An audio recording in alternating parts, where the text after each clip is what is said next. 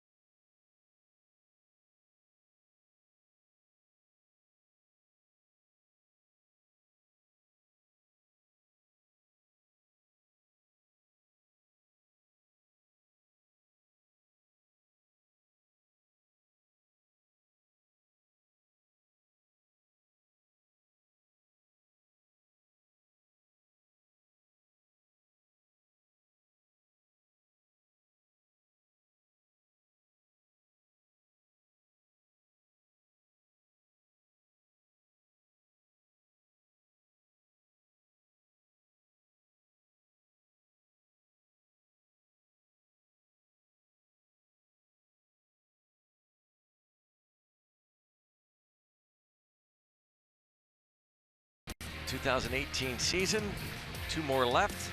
Jung Ho Kang, it's his first start in nearly 2 years in the major leagues. After they pinch hit single last night,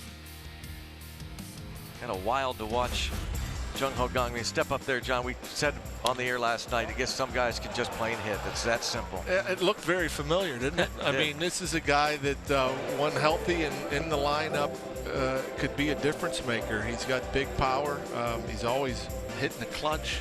He just looks comfortable in the box, and I guess for some it's like riding a bike. Take a couple years off, come up, first swing, a bullet in the left field, and good to see him back. The reaction of the dugout, in particular Francisco Cervelli, when he came back after delivering that pinch hit. Jung Ho Kang in the starting lineup today at third base. He'll be hitting fifth. We'll have the lineups and, of course, the first pitch in a moment. But first, we go back to the studios. Dan Potash has this game break.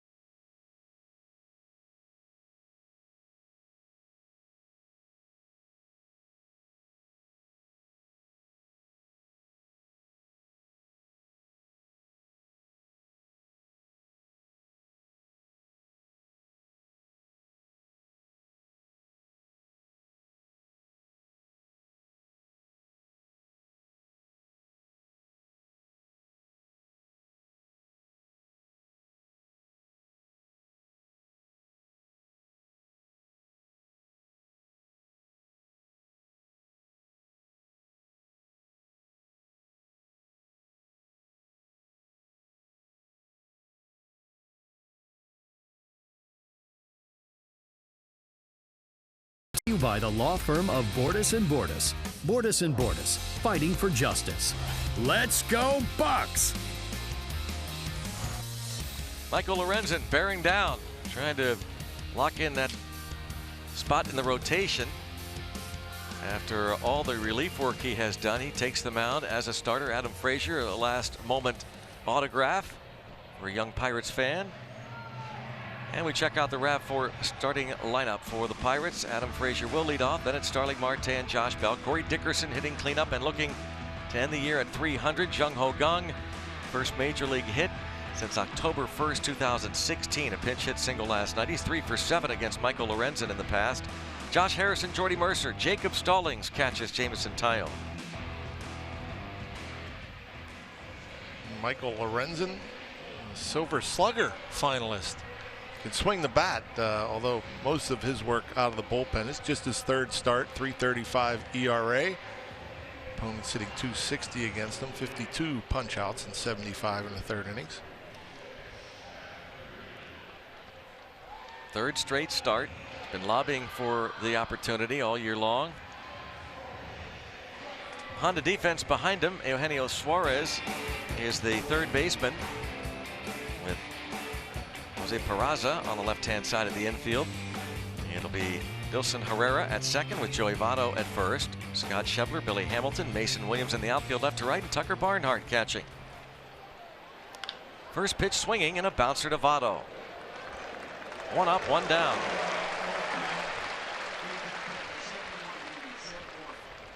Oh, quickly, Lorenzen retires Adam Frazier, who was 1 out of 5 last night. He's now hitless in 7 career at-bats against Lorenzen. Sunny skies, 71 degrees at game time. Here's Starling Marte, who was on base 4 times in last night's ball game with a couple of hits, a double, scored 3, and walked twice. First time in his career he's walked twice in back-to-back games. You know what I think is odd about that is he's always been a free swinger. He's been sitting on 19 homers for a while now, and you know he wants number 20. And so for him to be patient is odd time to be patient. Yeah. When you're looking for 20.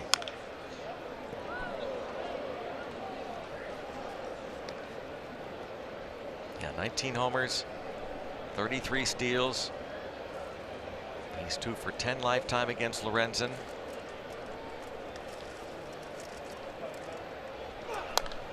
We have been discussing that home run number for a while with Marte, because he's been sitting on 19 homers since the 10th of this month when he homered against the Cardinals. And looking to become the 3rd player in Pirates history with at least 20 homers and 30 steals in the same season.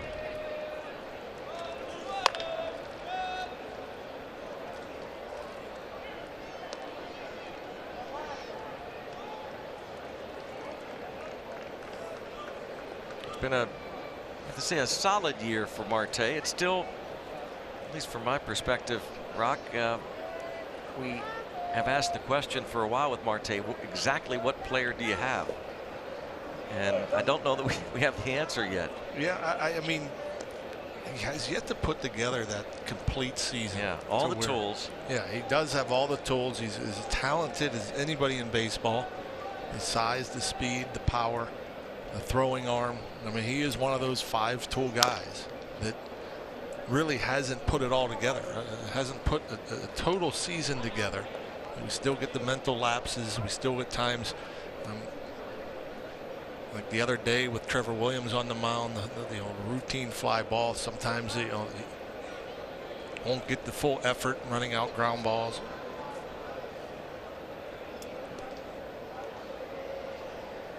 His previous full season, 2016, hit .311 with 9 homers and 46 RBIs, and he ropes this into left center field. This should be a double easily, maybe a triple. Look at the tumble by Billy Hamilton. Ouch. Hopefully he's okay. I mean, that seems was like awkward. He's fine. He's just going to patch up the divot. That looked painful. I mean, he does a good job. Not many center fielders are going to be able to cut this ball off. I thought maybe a triple, but that rip your knee apart there. Look comfortable. Yeah, he just trying to slide on that turf, and he just stuck.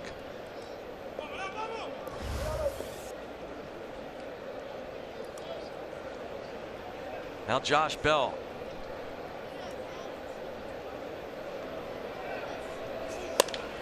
And line right to the shortstop, and Marte decides to go back standing up, just as Rock was talking about the mental lapses. Rears its ugly head. He doubles, shows the talent, but then he goes back standing up. Yeah, again, things that make you go, And I think he may have come off the bag. I think that's why he's doubled up. I don't think it was that. I think he beat the shortstop to the bag, Peraza.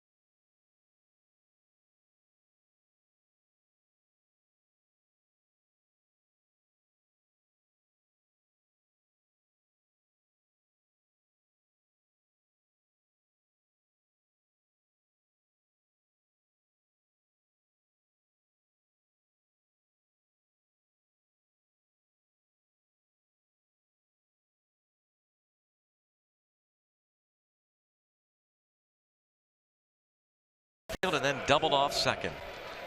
Yeah, he's able to beat Peraza to the bag, but doesn't stay on the bag. And it didn't look like he tried to get back to the bag. I mean, it took him a while. I mean, that was in slow-mo, obviously, but you could see in that look, he actually never was on it. His steps back, standing up, he overstepped the bag. And now Jameson Taillon to work here in the bottom of the first. This is Jose Peraza and the outstanding numbers. Yeah, looks like he'll end up with over 190 innings, maybe 180 strikeouts, hopefully 15 wins. High drive, deep to left field, over the foul pole and foul. Peraza with 14 homers. He has outstanding career numbers against Taillon. Maybe one of the reasons Jim Riggleman has him at the top. 12 for 22 career against Jameson Taillon. This was a team, the Reds, that have given Taillon some trouble. Yeah. I remember Garrett Cole had trouble with the Reds as well. In fact, the last start that Taillon failed or gave up more than 3 runs was against these Reds here in Cincinnati. Roller, Jung Ho Kang over to first. How crazy is it to see Jung Ho Kang at third base? Just crazy stuff. Take a look at the Red starting lineup. Jose Peraza, Mason Williams comes to the plate, then Joey Votto and Eugenio Suarez. Scott Schebler, the left-hand hitting left fielder. Switch hitting Tucker Barnhart, first career 5-hit game last night. Dilson Herrera, once in the Pirates organization a few years ago. Michael Lorenzen hits 8th, and then Billy Hamilton.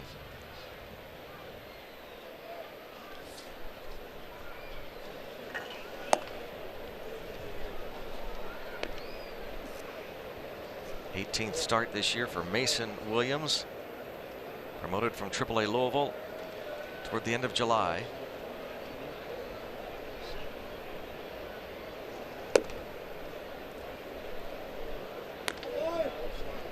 Taillon retires a nemesis, and Peraza now faces Mason Williams.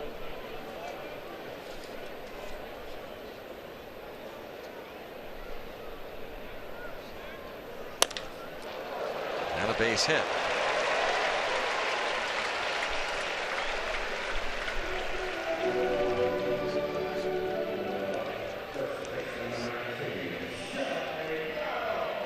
Jung Ho Kang just saw that assist over third to start the inning. Josh Bell on the other side. Jordy Mercer, Josh Harrison, perhaps their last starts as Pirates. Corey Dickerson, Starling Marte, Adam Frazier in the outfield left to right. Jacob Stallings catching. Looks as though Francisco Cervelli made his last start the other day. Votto had a couple of hits last night, couple of walks. He has a 5-game hitting streak. And I'm sure they're aware of it. Jordy Mercer and the Cincinnati native Josh Harrison, what could be their last starts. They already went through their possibly their last games at PNC Park. Yeah, you know, I get the feeling that they probably like a runner on first with less than 2 outs. I'm sure they want to turn a couple more double plays together.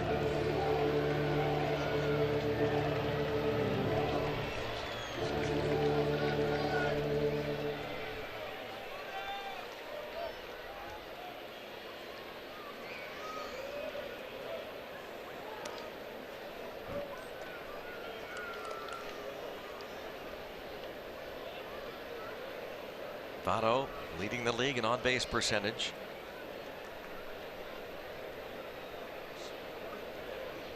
He's a .208 lifetime hitter against Taillon. Taillon does not get that call. And it's 1 ball and 1 strike.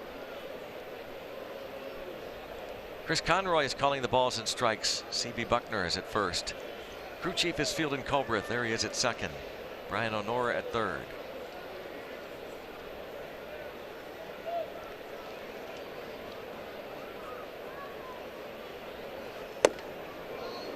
love to see Taillon finish strong. Not that it has any impact on a great year, but you don't want to end on a kind of a sour note. You know, Trevor Williams would love to have pitched better, for example, on Thursday night. Would have helped had he gotten some defense behind him. Ended up with a loss, 5 innings, 3 runs.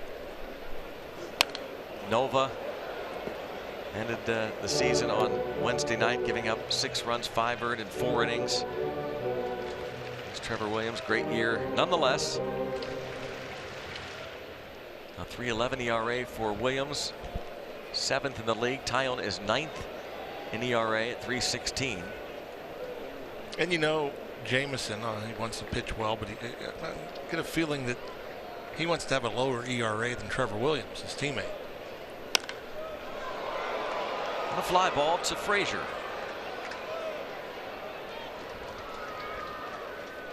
And Bob and I were kidding, thinking, maybe not kidding. I'll have to ask him if he was kidding, but that today's start for Taillon might determine whether he starts in 6 months right here. He gets his 15th win, the most wins on the staff. He's so-called ace. March 28th, 2019. Is he on the mound here in Cincy? No doubt.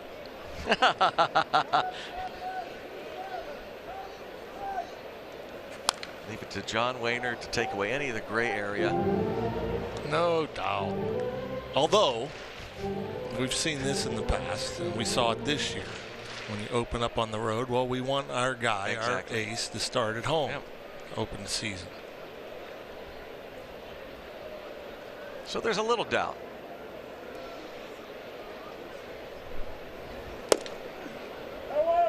Suarez homered last night for the 33rd time this season. 6th in the league with 103 runs batted in. He was 3 out of 5 in last night's ball game. It was just his 2nd home run in his last 23 games. We're talking about the Reds offense lately at the top of the telecast, and Suarez a .213 batting average over the last 3+ weeks.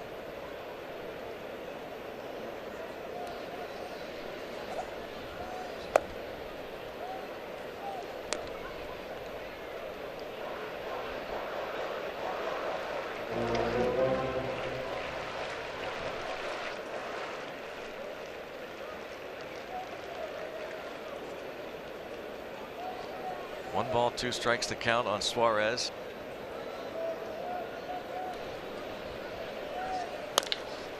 And a shot knocked down by Mercer, and his throw to first, and a pick by Bell on the other end. Is Mercer okay? Boy, oh boy, that got him the upper chest area. 102 miles an hour up the chest, and then he gets slapped by J.A.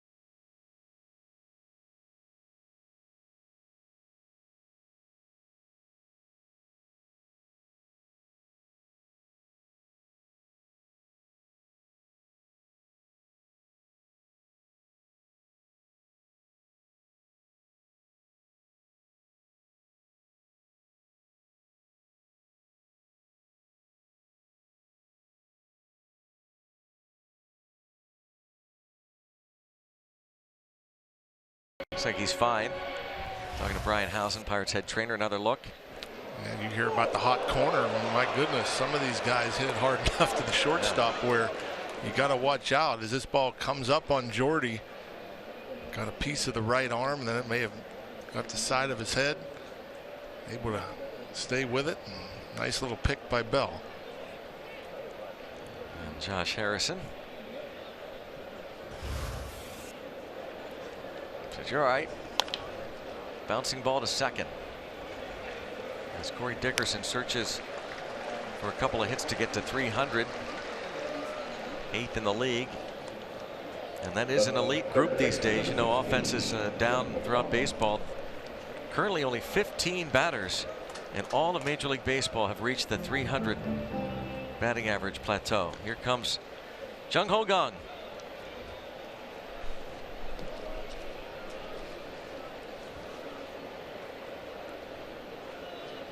He's 3 for 7 in his career against Lorenzen.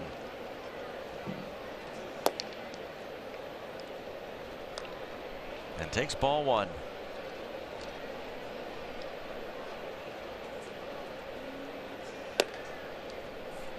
Jung Ho Kang made his last big league start with the Pirates third base October 2nd, 2016 in St. Louis.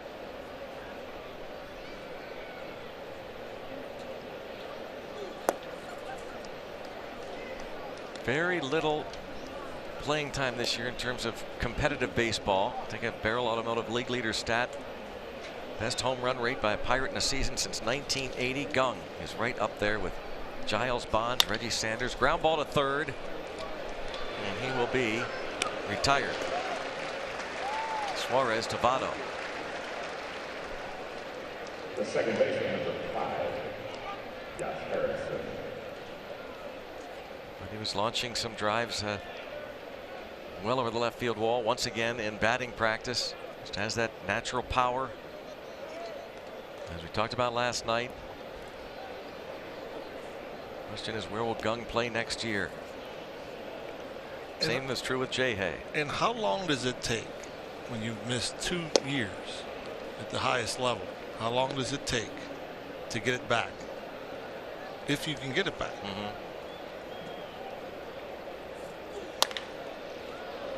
And the Cincinnati Kid with a 2-out single, hitting over 350 against the Reds this season.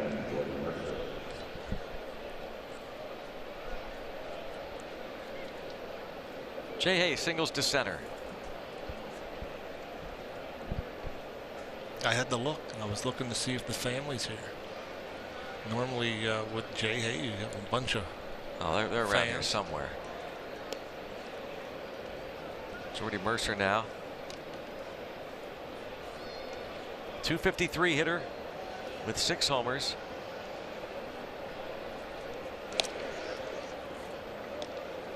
Imagine Jay Hay would like to get another steal. He only has 3 this year. That number kind of sticks out.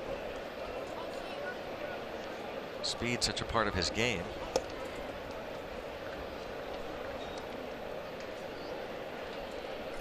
At least 10 each of the previous 4 seasons for Josh Harrison, a dozen last year.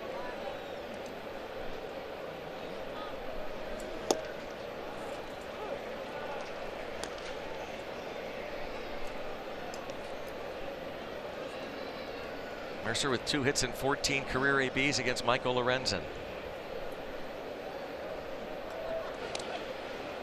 Who's convinced Harrison is going to take off? You got to imagine. I mean, who knows if he's even 100% just yet with the hamstring, but I always felt that Jay Hay, no matter what, wanted to go. Chopper to Peraza on to Herrera, and it's 0-0 after 1.5.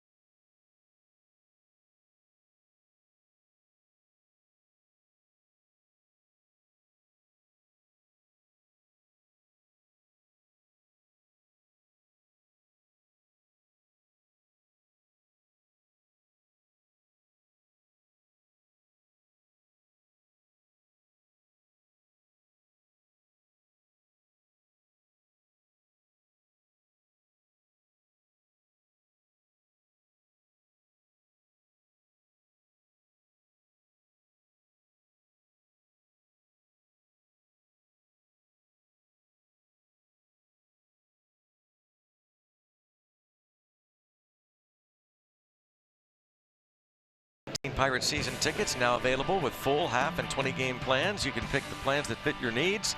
Get year-long benefits like price discounts, flexible exchange policies, team store discounts, and more. Pirates.com/season tickets.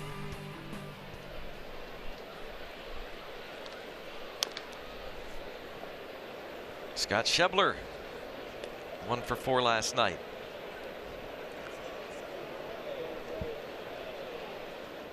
There's 9 hits in his last 53 ABs. That's a 170 average.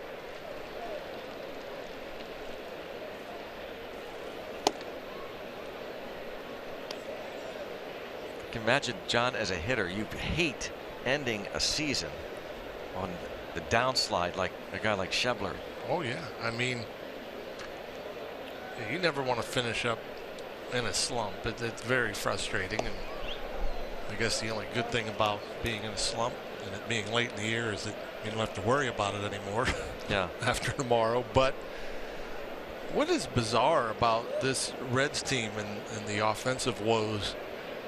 I mean, when you have a team with power, usually you have a couple of guys that can still drive the ball, and so you'll still score your runs. Maybe not a bunch of runs, but you'll have a guy or two that all they have to do is run into one. But hasn't been the case.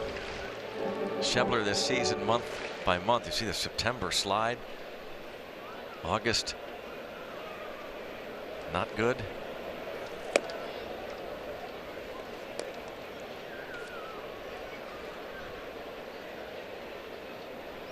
He did miss 43 games with a couple of different stints on the DL, including mid-July to mid-August, so a little deceiving. That was hit hard. But there, the Reds have been held to 3 runs or fewer in 13 of their last 15 games. From September 15th to the 23rd, they scored only 10 runs in 9 games. That was their first streak of 10 runs or fewer over any 9-game stretch since 1945. And that's the first strikeout for Taillon. Gives him 173 punch-outs for the year. Going upstairs, tried to get it in. That's where Jacob Stallings wanted it. Ended up going just about the belt, out over the plate.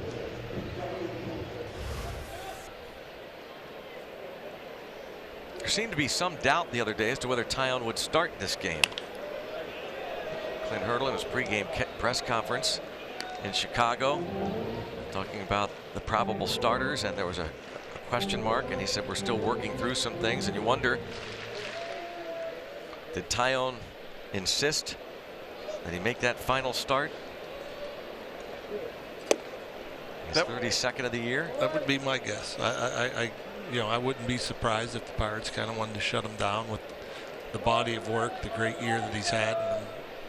But knowing Jameson, or any pitcher that's pitching well, any hitter, any player that's playing well, you don't want the season to end. You want to keep going out there. So Musgrove will need a few more weeks. Knock on wood, won't need any kind of surgery.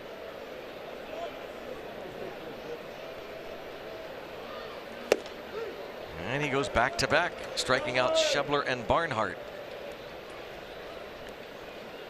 So Taillon gets the first 2 outs, and we'll take another look at this punch out of the catcher.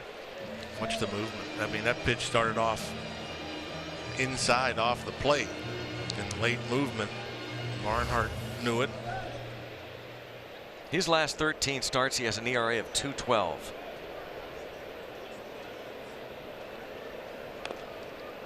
Bunt foul by Dilson Herrera.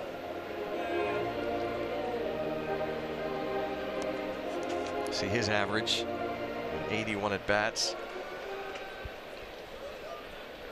A lot of time in the minors.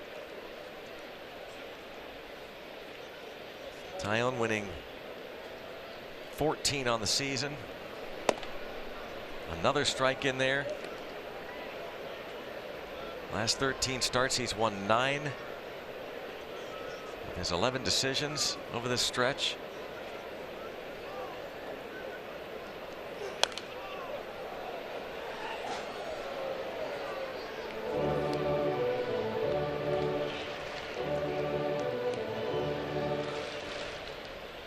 Herrera was a pinch hitter last night and was a strikeout victim.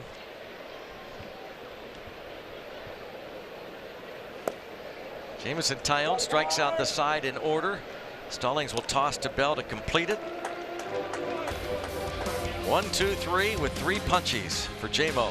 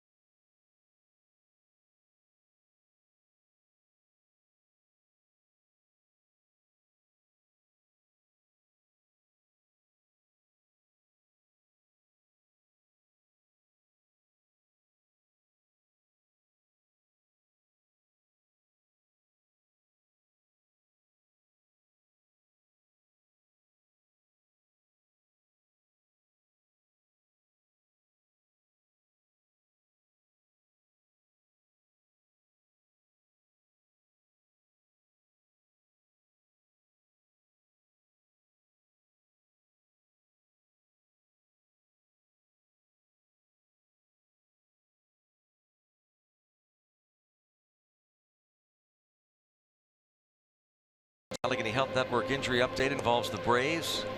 Good news on Dansby Swanson, their shortstop, had the left-hand injury. Partially torn ligament, improved a lot last few days. Could be hitting off a tee this weekend. Have not yet determined whether he's going to be available for postseason play. The Braves won the National League East and still don't know about National League West.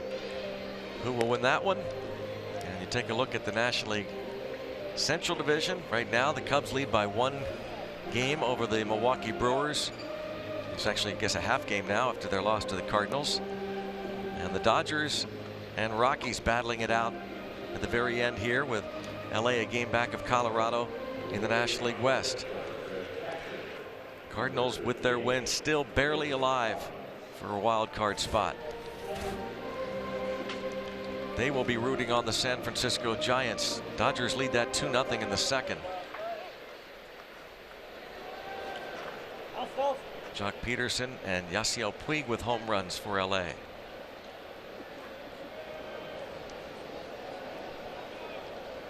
So Lorenzen's 3rd straight start, the 26-year-old from Anaheim, a first-round pick in 2013. Jacob Stallings pops it up. One catcher to another. That was way up there. Barnhart had to keep his concentration. The 3 leadoff hitters in the first 3 innings for the Pirates, all retired on 1 pitch. News and notes on the lowdown left of your screen. Pedro Strop thinks he's going to be ready for postseason. That left hamstring strain. CC Sabathia, 5-game suspension for throwing at Jesus Sucre, the Rays catcher, the other day.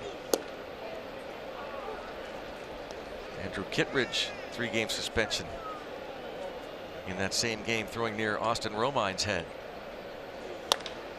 Taillon is going to get a hit into right center field. That's his 4th hit of the season. The right fielder, Tracy. How about that?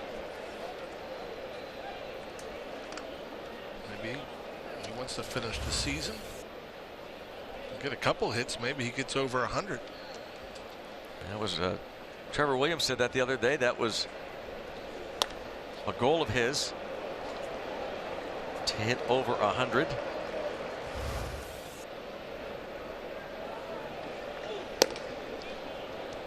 Nah, Taillon will need 3 hits. All right, 2 more bats. That's a reach. Yeah. 2 hits, not so much. You never know.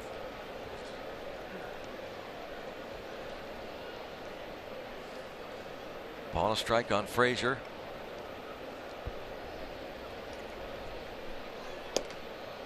Michael Lorenzen, outstanding hitter in his own right. Makes his 24th appearance against the Pirates. Has made a couple of starts. 2.18 ERA against Pittsburgh. We were talking to some folks about Lorenzen and why it seems as though the Reds kind of gave up on him as a starter after just one full year as a starting pitcher. Shallow left, Schebler. 2 outs. The center field. Starting Marte. To bring up Starling Marte. Joey Votto trying to get some trade secrets here. Figure out what Taillon's doing. I wonder what that's like, John, for an offensive player who's going to be facing Taillon, has over the years, and again today. Yeah, you got to wonder. I've heard that any conversation you have with Votto is an interesting conversation. I've heard it's always about hitting. Yeah. So I wonder Right. if he's telling Taillon about something regarding hitting. Yeah, you see, your foot was down Yeah. early. You got your hands back. You got to stay there.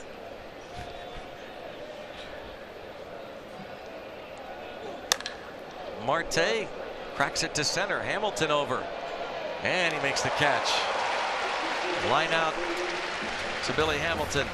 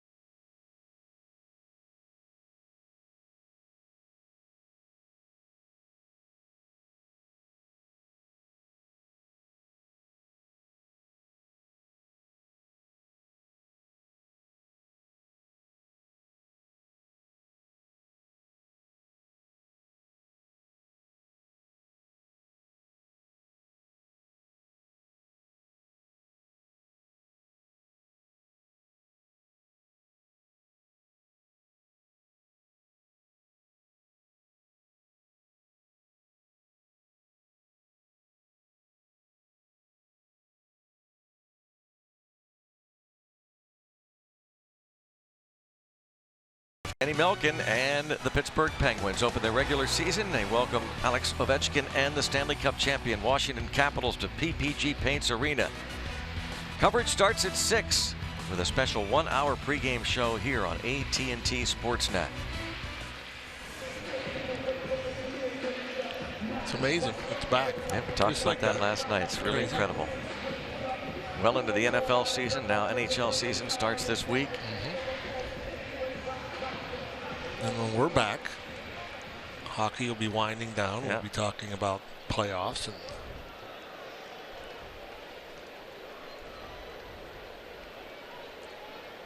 Here now, Michael Lorenzen. 4 home runs on the year for the pitcher.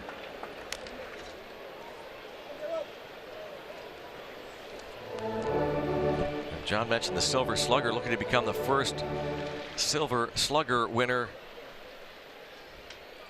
whose position is primarily a relief pitcher.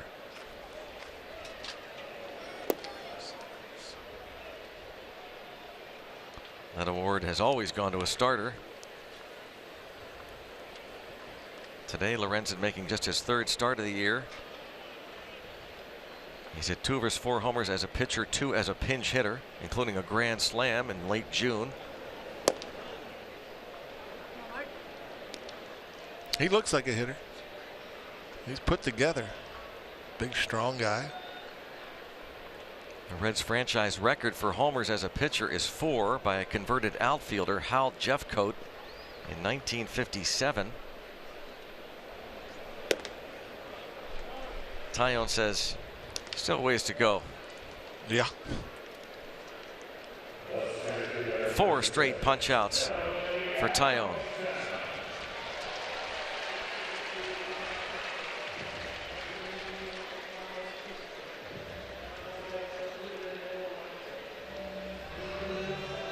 Billy Hamilton will hit left-handed. This switch hitter was 0 for 3 last night, and now just 7 for 49 this season against the Pirates.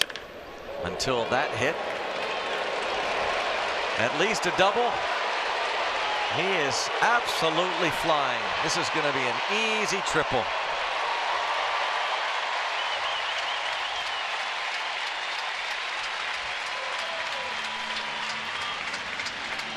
That is amazing how easy he can get around the bases and end up on 3rd base.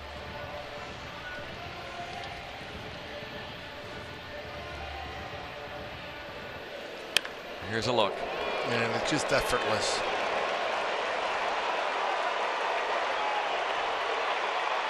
He has time to keep that helmet on. No throw. Infield in.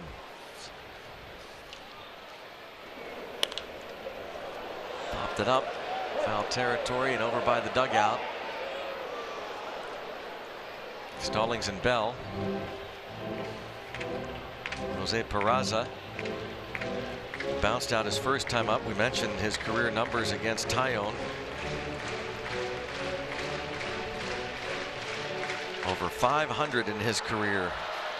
Peraza, who is the toughest batter in the National League to strike out.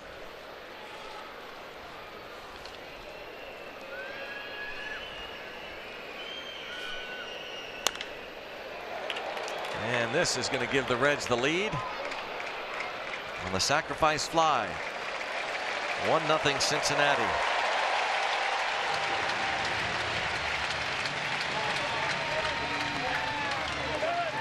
The speed of Billy Hamilton.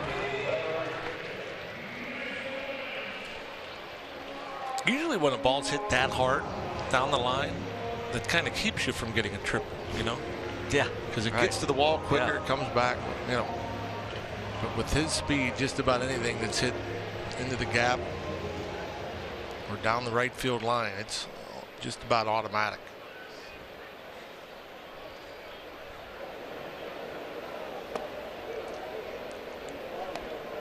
A 1-out triple, the sacrifice fly. Now Mason Williams, he singled in the first.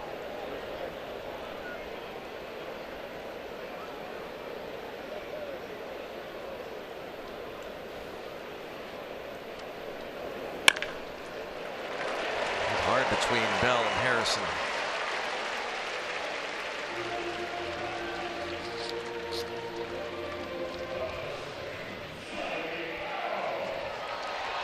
Mason Williams, hard single to right field. 27-year-old from Pawtucket, Rhode Island. Aboard for Joey Votto.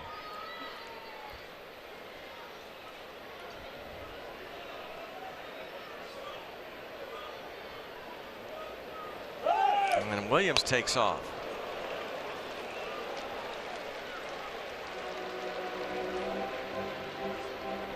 Fouled off by Votto.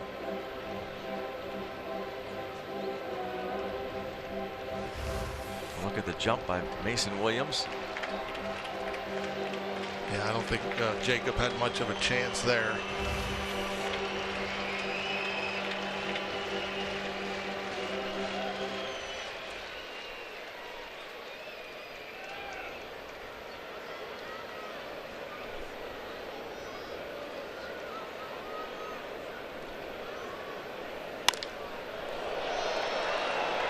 Gap in left center field, long run, and Corey Dickerson. Well, we've talked a lot about his defense all year long, and we're going to talk more about Corey Dickerson's great D when we come back. 1-0 Reds.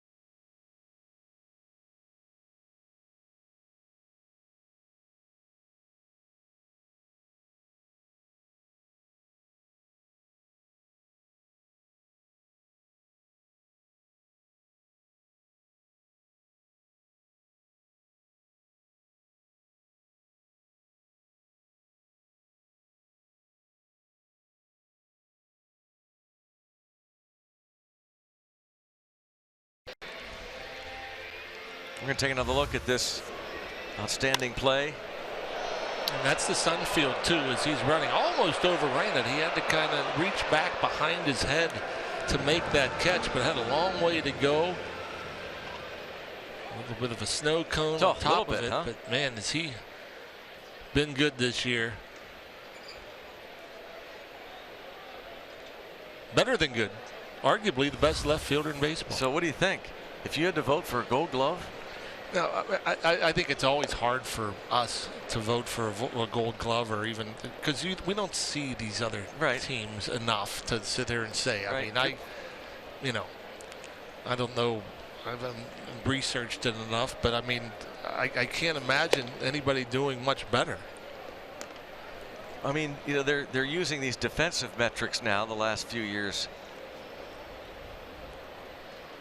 and by those numbers, it kind of backs up the assumption that Corey Dickerson is the best left fielder in the league. Oh yeah, that based on the argument and the stats, of course, yes, you'd have to sit there and say Corey Dickerson is the best left fielder in baseball, or in the National League at least.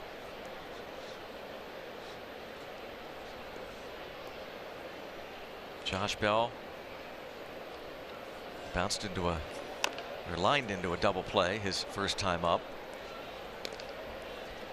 I think Robbie and Smikowski has been studying those numbers, haven't you, Robbie? Yeah, I got a few of them for you. When you look at Corey Dickerson's, we dig a little bit deeper into his Gold Glove case. Look at that fielding percentage. He's made one error in almost 270 chances this year, at 996 fielding percentage. We'll get back to that in just a second, but the numbers are nothing short of spectacular. He started played in 123 games in left field, made the one error. We talked about the defensive runs saved, where he ranks as Josh Bell goes down swinging. It's pretty hard to argue against it when you look at the metrics and you look at the numbers of what Corey Dickerson's been able to do. It's been nothing short of spectacular. We'll see what the competition is, Greg and Rock, and there's another look. Tied for second in assists. Look at the games played fourth. Defensive run saved, nobody better in the National League than Corey Dickerson. So who else do you go with at this point in time? Maybe there are other candidates, but Corey Dickerson certainly has a strong case. I think what's really cool about it, those that have followed the Pirates this year with Corey Dickerson's story, that he came to Pittsburgh with such a bad rap in terms of the defense. He knew that. He worked so hard at it.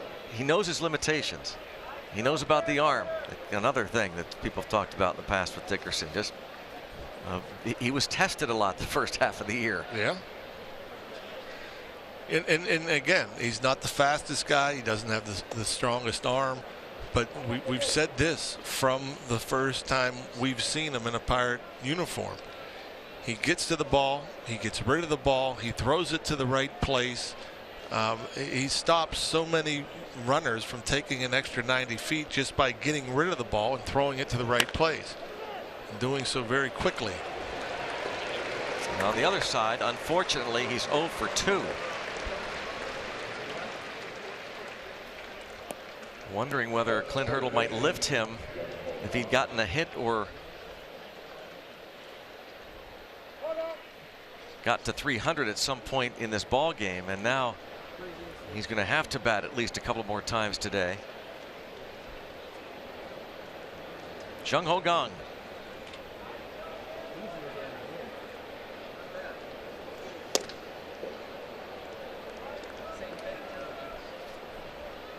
Kang bounced out to Eugenio Suarez in the second.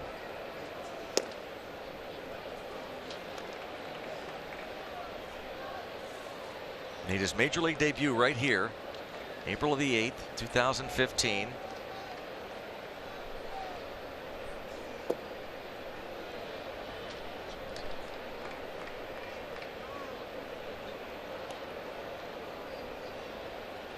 Lorenzen much better numbers as a reliever over his career.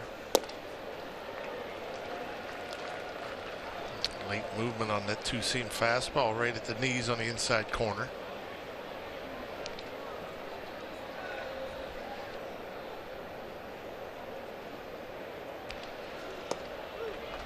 Young caught looking. A couple of strikeouts for Lorenzen. He is blanking the Pirates through 3.5.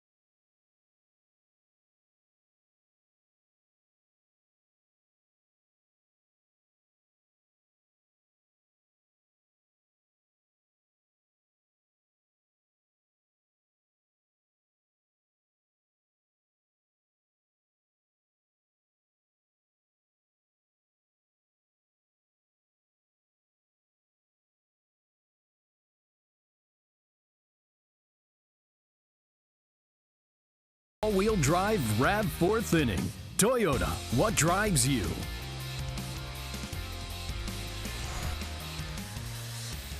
One nothing. Pirates trail. Going to the bottom of the 4th inning.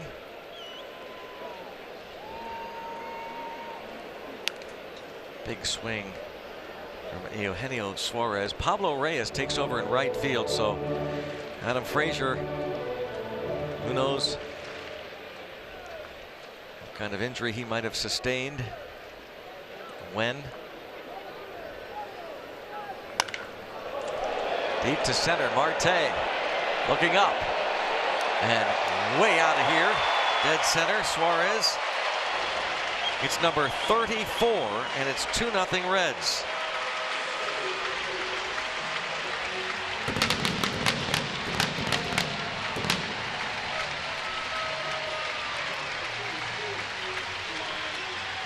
think it's that bad a pitch. I don't know, maybe he's sitting slider there, but my goodness. He gets a slider that you see where Stallings is. It's not quite that far away. Yeah, it was a little bit up, more middle.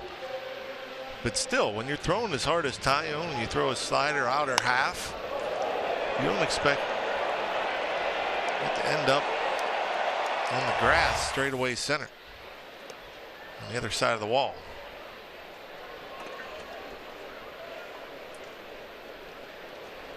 Suarez homers in back-to-back games. Dancing in the dugout. Imagine that feels pretty darn good for Suarez, who missed a lot of time earlier this year when Jameson Taillon hit him with a pitch. Fractured his right thumb back on April the 9th. He missed 16 games because of that broken thumb. 1-2. So a little payback.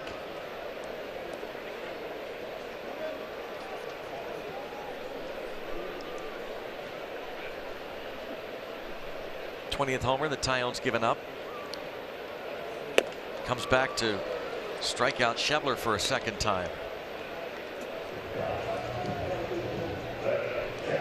StatCast AI powered by AWS, and a look at the Suarez homer. Yeah, a lot like last night's homer hit by Suarez.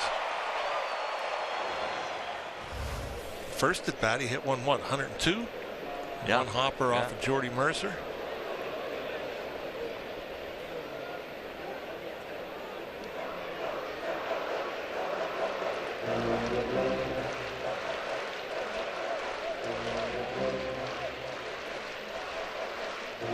Big year for Suarez for sure. Now with 104 ribbies. Barnhart had his first career 5-hit game last night. And Kang for the second out.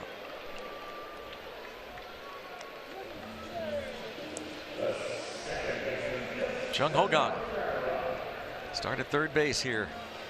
Jameson Taillon, his last start of the year. A couple of runs given up, including the home run at the top of this frame to Suarez.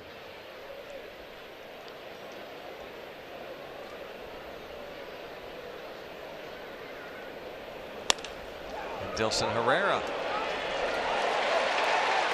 Extra bases.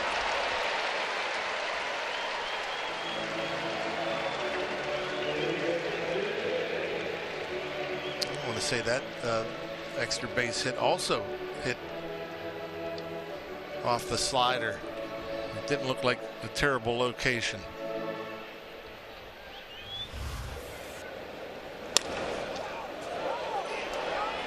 Out and around it, hooks it down there. Dickerson able to cut it off, but no way holding Herrera to a single.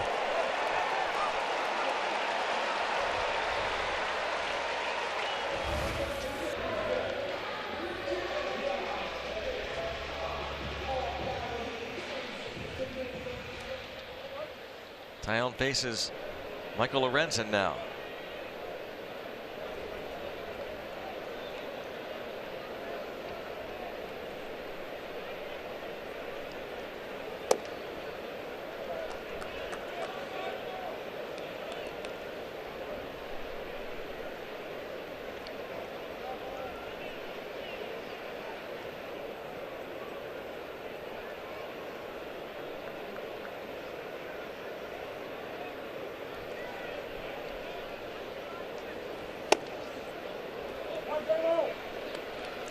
Ball to strike.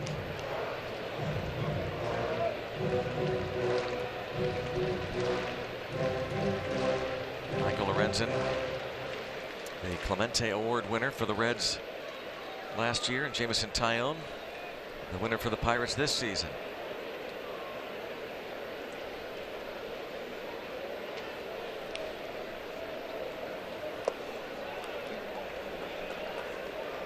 Lorenzen wearing that number 21. in Clemente's honor.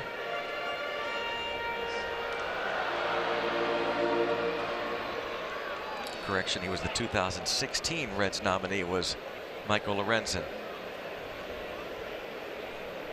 So it's 2-1.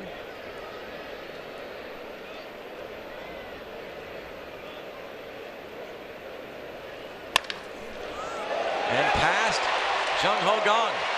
Dickerson toward the plate. Strong throw, and Corey Dickerson. Oh, the ball comes out of Stallings' mitt. Man. And it's 3-0. Lorenzen drives in Dilson Herrera.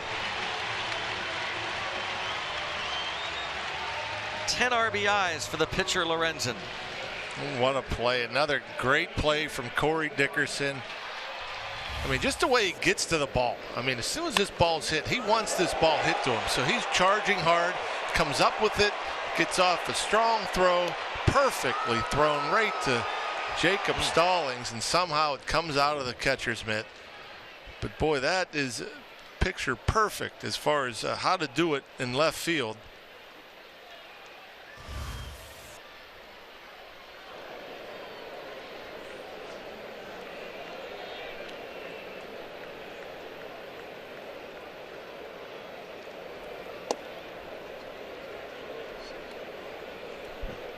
Corey Dickerson denied another assist. Great play. Another look on the Allegheny Health Network Supermo. He's obviously out, but out comes the baseball.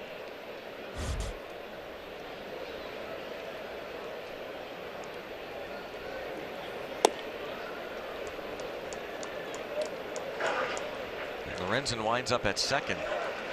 Did he go to second on the air or the throw? Wasn't paying attention. I really don't. No, I wasn't either. If he went on the throw, I'm more impressed. I am too. I was just thinking the same thing. Who was it the other day? We just saw it the other day where the position players don't run this hard after getting a base hit and sure advancing. enough. Yeah, he went on the throw. I mean, there's many position players that don't feel like giving the effort to end up on second base on a play like that.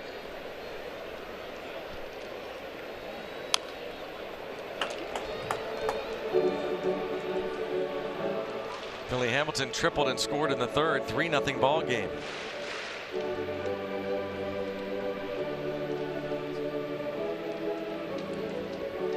I think we were talking about Daniel Murphy the other day.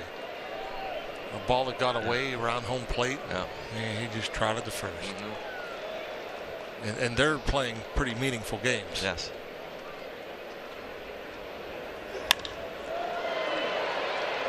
There's Marte in center. Third out, but a third run in. Suarez led off the inning with a homer. Lorenzen drives in one. It's 3-0.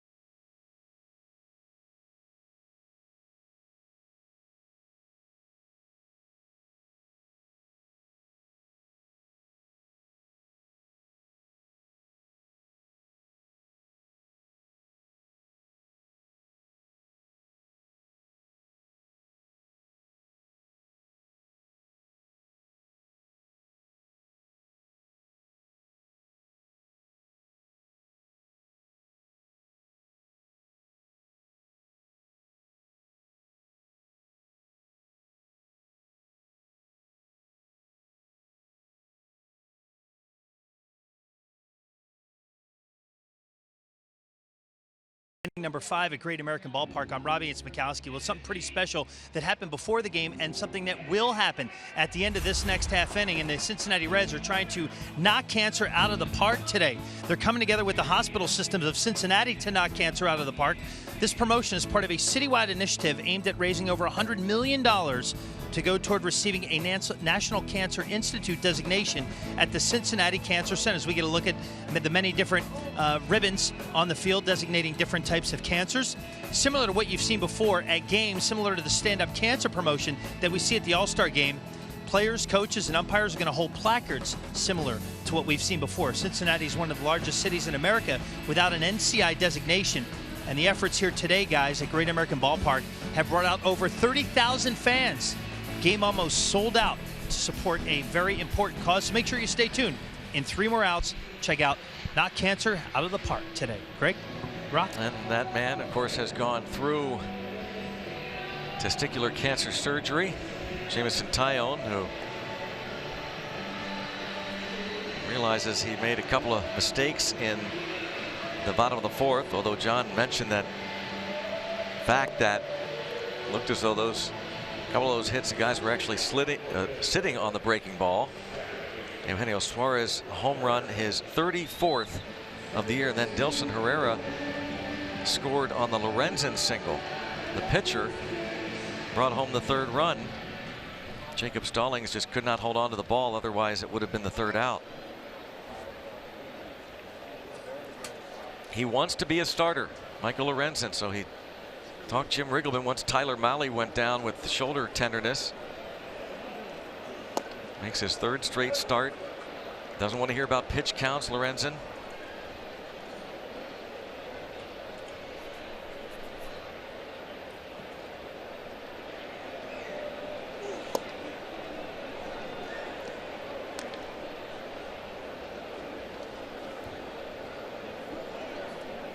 A first-round pick in 2013.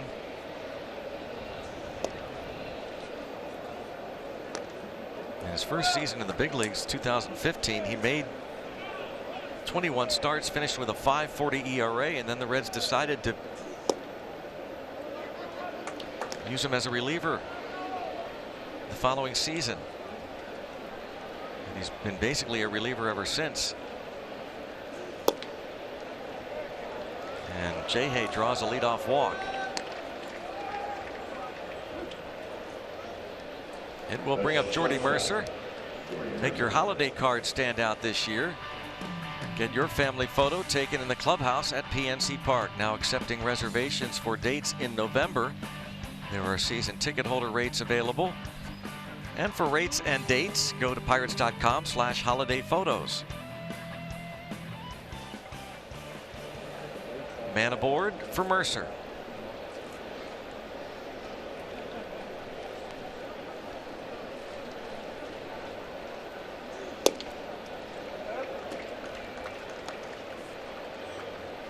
And you wonder, with just making his 3rd start, Lorenzen, how far can he go? He's already into the 5th. Threw 65 pitches his last start, so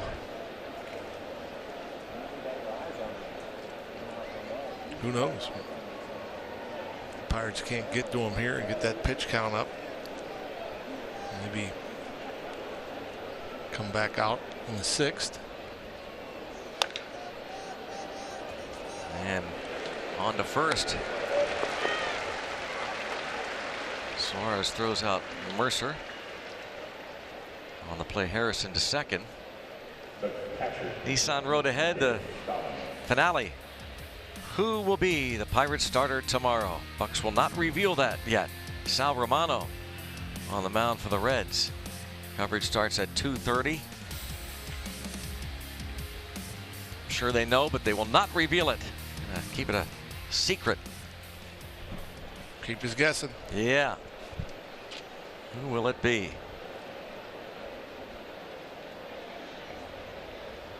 Jacob Stallings now. You know he feels awful about not holding on to that ball, so wants to try and drive in Jay Hay. He's got 5 RBIs at the major league level this season. including a game winner, a walk-off.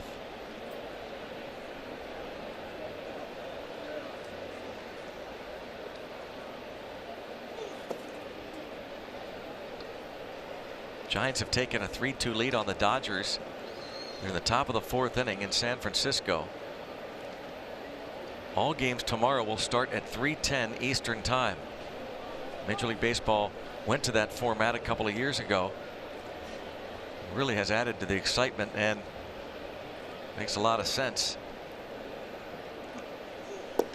We were here in Cincy a few years ago when they didn't do that, right? Yeah, when they didn't do that, and so there was a decision, I guess, of whether or not to pitch Garrett Cole with an outside chance of winning the division.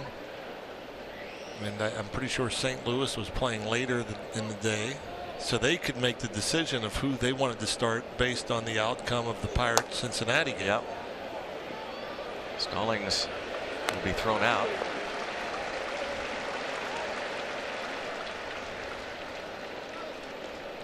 And we'll bring up Jamo.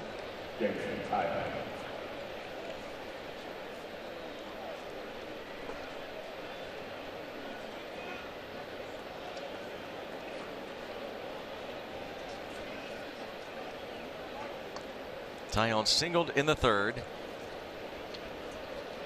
Pirates and Reds tomorrow at 3:10. I guess baseball has allowed I think a 10-minute, 15-minute window. I guess you have to. First pitch has to be thrown between 3:05 and 3:20 Eastern Time tomorrow. Chopper. For the last out. 5 shutout innings for Lorenzen, who leads 3-0.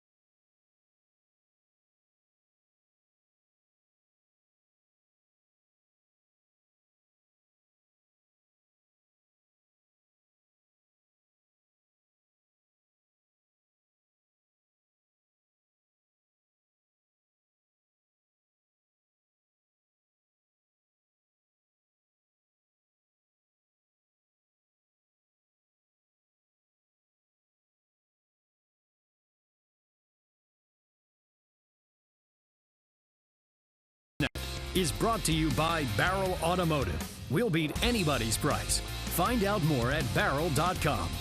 And by Allegheny Health Network, official medical provider of the Pittsburgh Pirates and fans like you. Let's go Bucks! Reds up 3-0. Second to last game of the year for these two teams. And Kevin Newman now at shortstop. Jordy Mercer took that hard ground ball off the wrist in the neck area earlier. He's out of the ball game. Adam Frazier left the game with right hamstring tightness.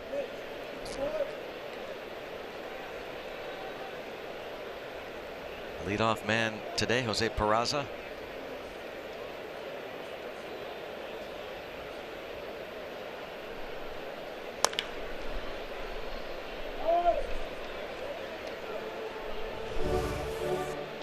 Eugenio Suarez in the first inning hit this shot to Mercer. Checking on that forearm, wrist area. And Brian Housen, the Pirates head trainer. So that could be it for Jordy Mercer for the year. And as we're talking about, who knows where he lands in 2019. Could be back in Pittsburgh.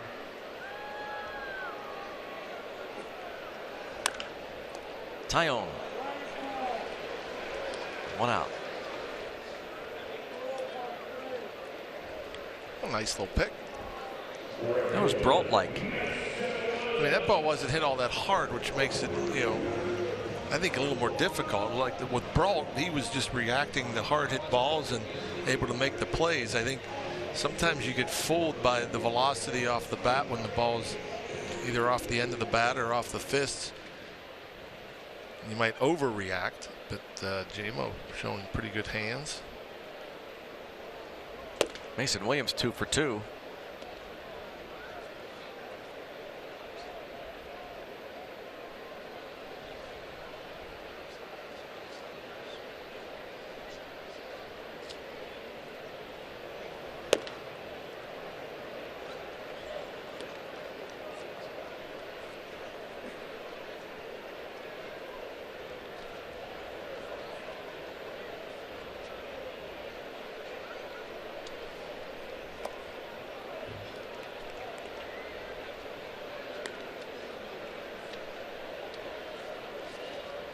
Taillon currently ERA sitting at 3.24.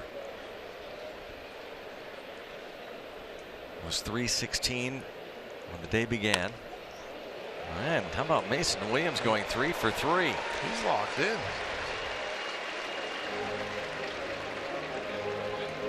Reds signed him to a minor league deal in November. He's seeing the ball good. I mean, when J-Mo's throwing him a breaking ball, he hasn't even flinched. He just takes it.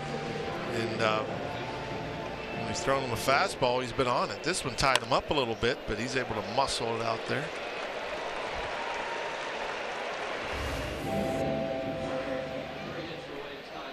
Ties his career high in terms of 3 hits in a ball game. And he takes off. And right on the money, Jacob Stallings. Williams is caught stealing. Kevin Newman applies the tag. I'll tell you what, Pirate catchers have been impressive this year, throwing out would-be base stealers. And that's a curveball too, and Stallings just a perfect bullet right on the money.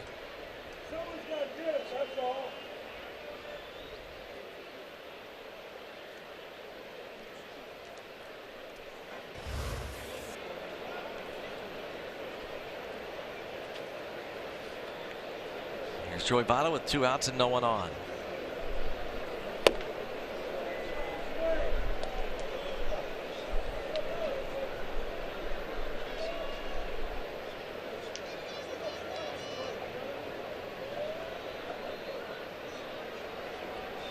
Gonna keep it right here after this half inning for the knock cancer out of the park moment.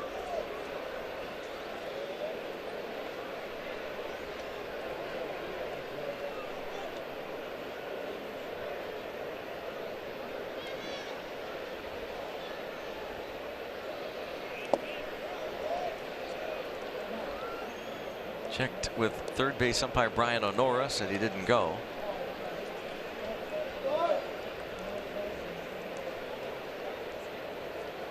Joey Votto signed the biggest contract in Reds history in April of 2012. A 12-year, $251.5 million contract. And he drives Marte toward left center. Reds are retired in the bottom of the 5th. They lead 3-0, and as we said, we are going to keep it right here. Mark Salute. This afternoon, in front of tens of thousands at Great American Ballpark, we come together as citizens of this great community in the fight against cancer. In this moment, surrounded by our families, friends, and neighbors, we unite in the same cause, the effort to knock cancer out of the park. Cancer does not discriminate. It does not affect only people of a certain age, race, gender, or social status. It comes at us all and affects us in ways previously thought unimaginable. And therefore, we have come together as a community to fight this battle together. We salute our researchers, doctors, nurses, caregivers, and all members of our Reds family who lead the effort to eliminate cancer from our region. And we thank everyone who donates time, talent, and treasure to finding cures for cancer in all its many forms. At this time, we'd like to ask all those who are currently battling cancer to please stand and remain standing. Now, will all cancer survivors among us today please join them in standing? Next, will all of those who have lost a loved one please stand?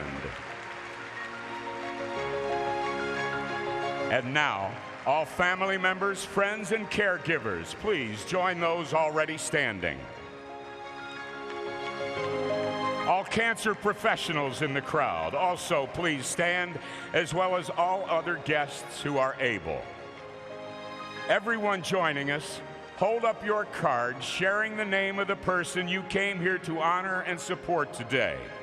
The names on these cards represent those we are fighting for. Those who are with us, they stand beside us in this ongoing battle. And some on our cards have left us. They inspire us to carry on their legacy and continue this fight in their memory. This is my fight song. Take back my life song. Prove I'm alright song. Power's turned off. Starting right now. I'll be strong. I'll play my fight song. And I don't really care if nobody else believes. 'Cause I've still got a lot of fight left in me.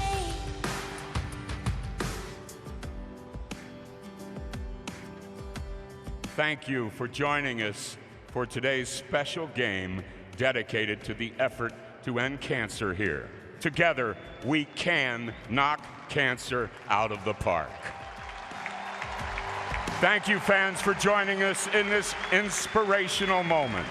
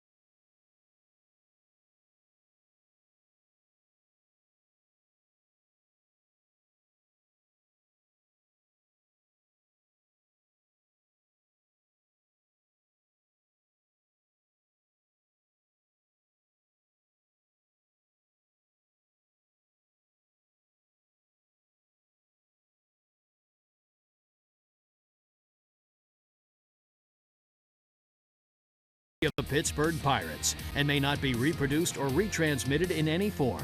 And the accounts and descriptions of this game may not be disseminated without the express written consent of the Pittsburgh Pirates. 3-zip on the UPMC scoreboard. Jamison Taillon there with Joe Musgrove. Reds lead it, 6th inning. Pablo Reyes first at bat, came on to play right field for Adam Frazier, who left with right hamstring tightness.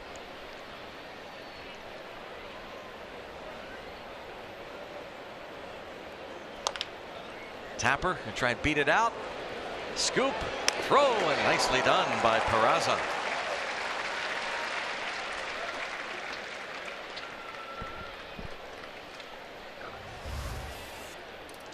Yeah, off the bat, I thought no chance to get Reyes.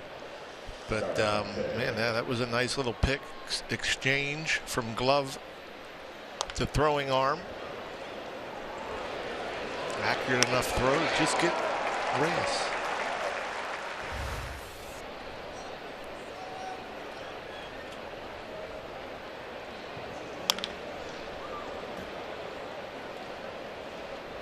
Marte doubled in the first and then was doubled off second. Hit a ball to the warning track in center field in the third.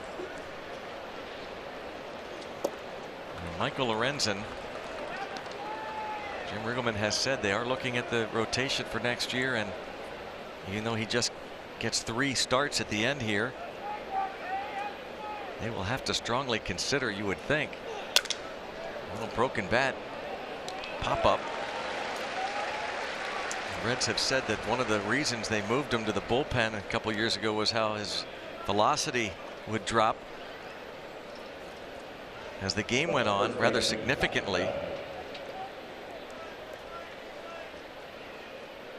But you talked about it. He's a big, strong guy. Yeah. Drafted in the first round, and I think they had a little more patience. A team that is in search of starters. We've seen the fastball as hard as 97. He's thrown 4-seamers and 2-seamers, and the curveball he's broken out more of late. Reminds me a little bit of Taillon's. I mean, good downhill.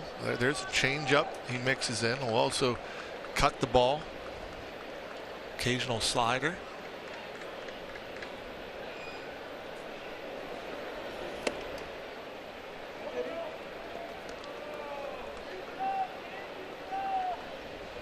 Be huge for the Reds if Lorenzen could wind up being an effective starter. They really have been handcuffed with a Homer Bailey contract. Homer Bailey this year is 1-14 with a 6.09 ERA in 20 starts. A guy they signed to a 6-year, $105 million contract in February of 2014. Wow.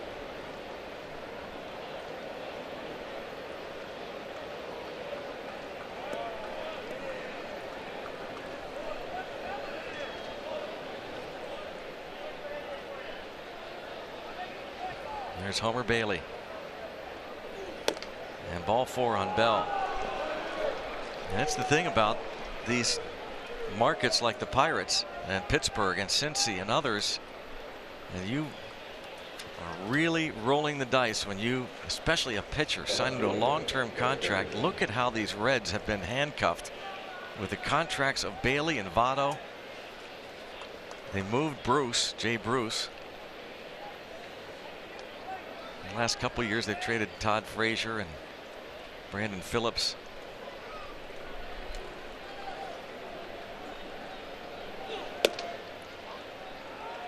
Wow. A strike called on Dickerson on that pitch. You know, there was a couple of pitches that Lorenzen did not get in that Bell at bat.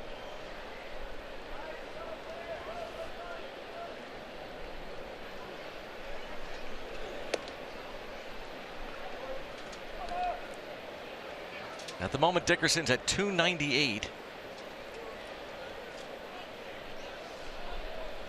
Don't tell these hitters that that 300 average isn't important. Very, very meaningful. Asked Dickerson if he would sit the rest of the way if he were to get to 300 at some point, even in this ball game.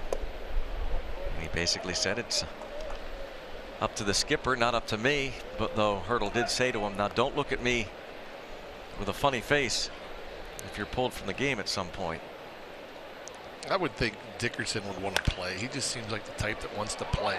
And loves that hit. Puts runners at first and second.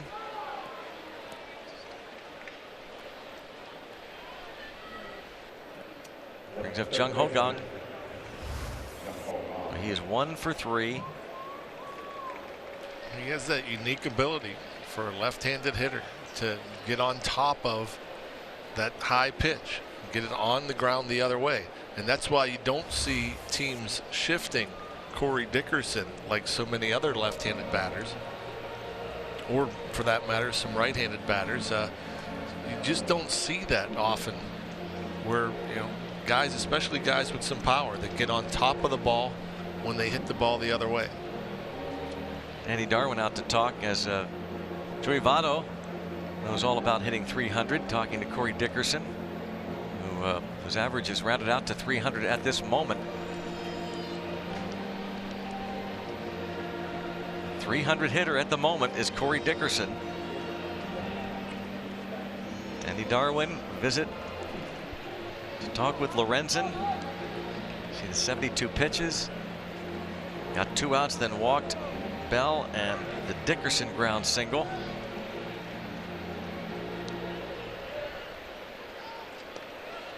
All right, have a moment right here, Jung Ho. Put a big swing on one.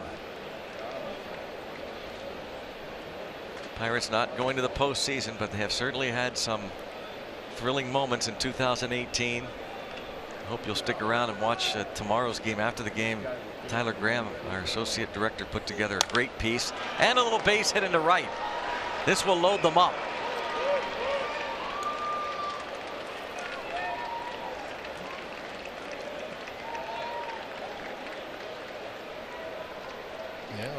Jung Ho, and that's another thing that we've seen from Jung Ho Kang when RBI situations, a slow heartbeat, a guy that loves to hit when there's opportunities to drive in runs, and just hit that one too hard. Then down 3, even with 2 outs, Joey Cora didn't want to risk having Bell thrown out at the plate, so he had to hold him up. That is it for Lorenzen. Jim Riggleman going to go to the bullpen. Pirates down 3.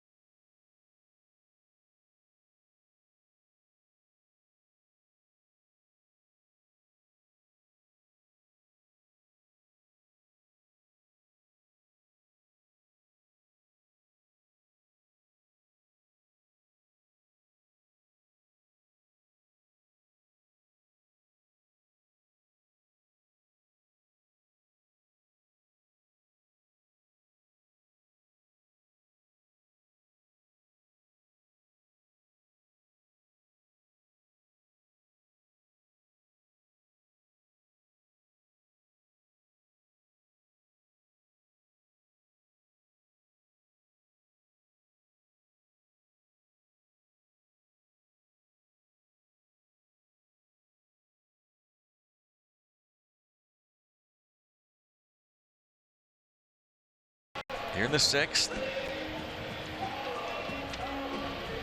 A walk to Josh Bell, then a base hit by Corey Dickerson, and Jung Ho Kang with a base hit. Point Park University tweet. Awesome to see Jung Ho Kang back on the field with the Pirates. I think Kang really legitimately boosts this lineup. Optimistic about 2019. Waiting for this day when he returns. It's so interesting to see what happens. Can the Pirates get him back in the fold next year? Right now, Josh Harrison looking for a way to get a hit off David Hernandez.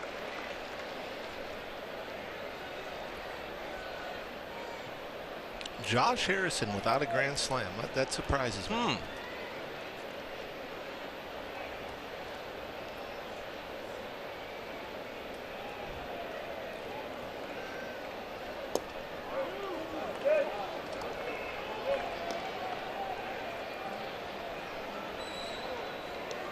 A single and a walk today.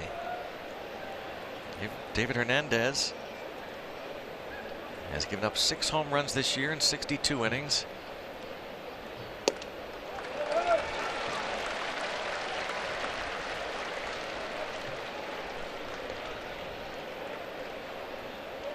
Bell at third, Dickerson at second, Kang at first.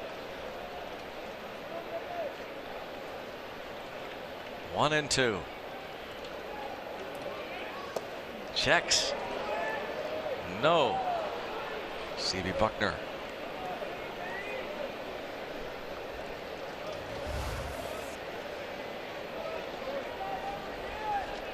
Yep, not even close.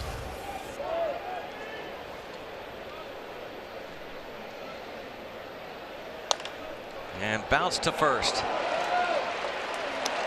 Pirates leave them loaded. Still trail by 3, heading to the bottom of the 6th in Cincy.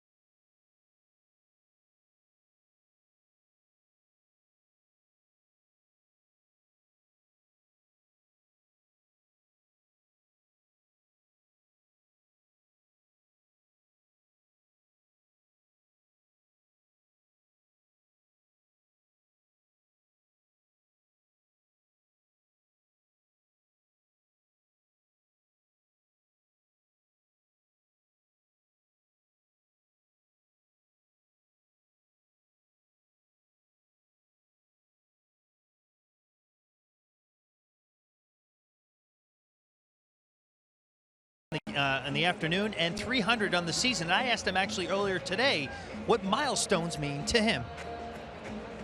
A little bit of gratification for all the hard work and hours you put in the off season. During the season, people don't see the mental and physical toll it takes on your body. So whenever you do accomplish those things, it's pretty rewarding. Yeah, and certainly a reward that he does. And when you look at Corey Dickerson's bio back in the 2014 season, he hit 300. Same thing in 2015, although he only played in 65 games for the Colorado Rockies in 2015. But what a day and what a season for Corey Dickerson, batting 300. We'll see, Greg and Rock, if he takes another at-bat the rest of the season, which would be the remainder of today's game and tomorrow only. But you'd have to think Clint Hurdle would at least consider taking him out.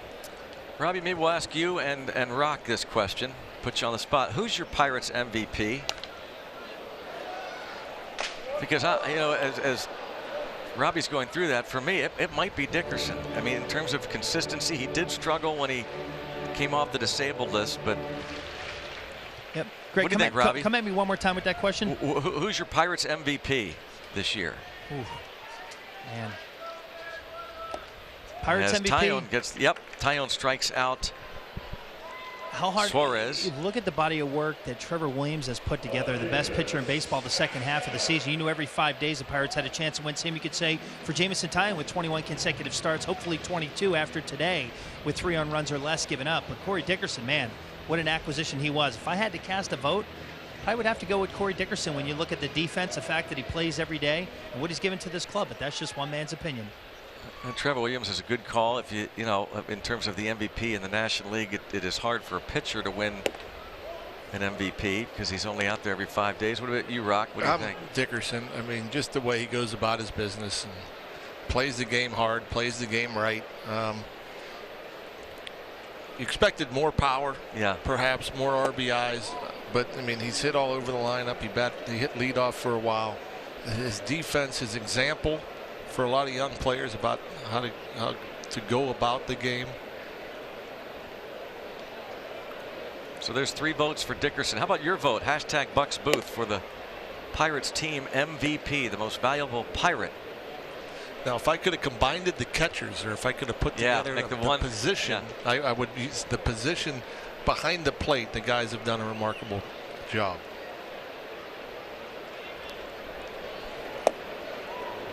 Polanco would have been the guy if he didn't get hurt. Yeah. And the way he came on was very impressive. Hashtag Bucks Booth. Join the conversation with us. You watched these Pirates play this year. Who's your most valuable player on this team? Taillon looking for another strikeout. He struck out Shoveler twice, and Stallings just now finds it. Time to get there and make the catch. 2 down.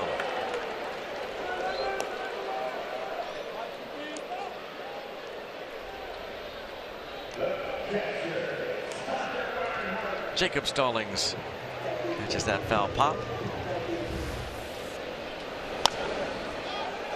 He doesn't see it, but does a good job of just looking up.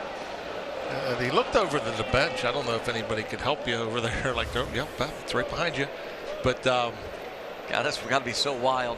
Ball's popped up and it's not immediate. I mean, you get up, you take your mask off, don't know where it is, then you look up. Francisco Cervelli.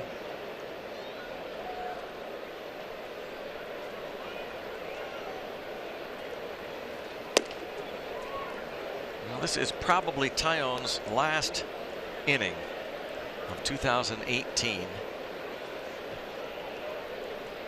As Robbie said, he will finish even if he loses this game with one incredible stretch.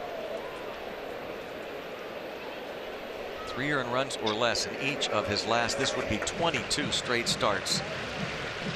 The longest stretch by a Pirates pitcher since 1963, when Bob Friend had 23 straight starts in that 63 season. 3 earned runs or less.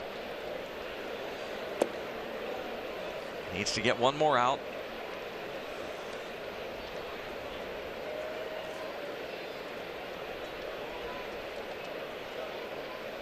For a starting pitcher to make all the starts, this number 32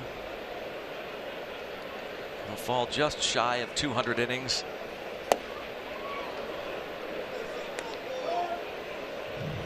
His next strikeout will be his 179th of the season.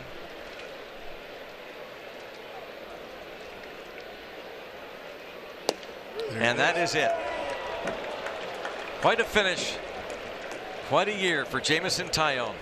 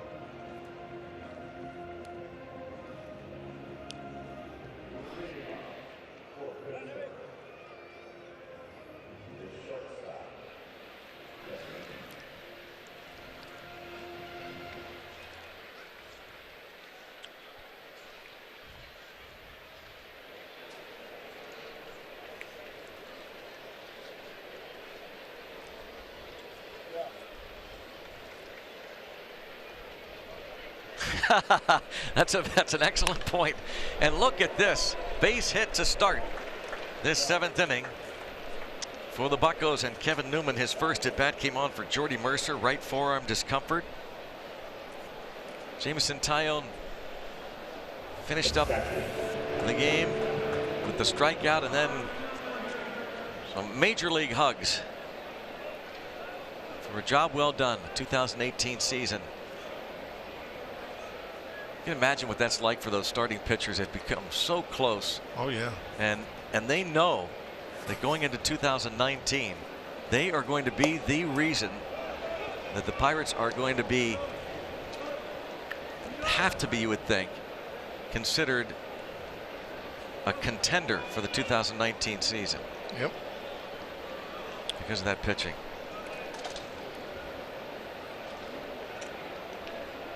And there's no doubt they have work to do, mainly Neil Huntington, to find some offense.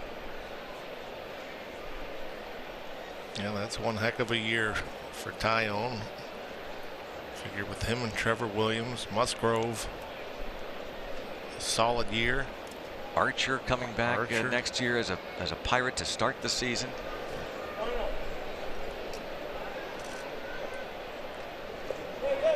Stallings offers. A little anxious there.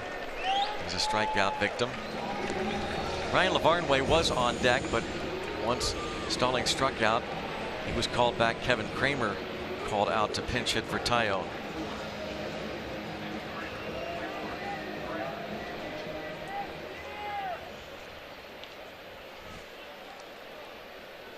Taillon's line, his ERA for the season, 3.20, so he'll finish in the top 10 in earned run average. And he does indeed finish, as we said, with that remarkable string of starts. 3 earned runs or less each of his final 22 starts. That is very impressive. That is ace-like. As you said, that Jacob deGrom, the only other guy in the league to have that kind of run.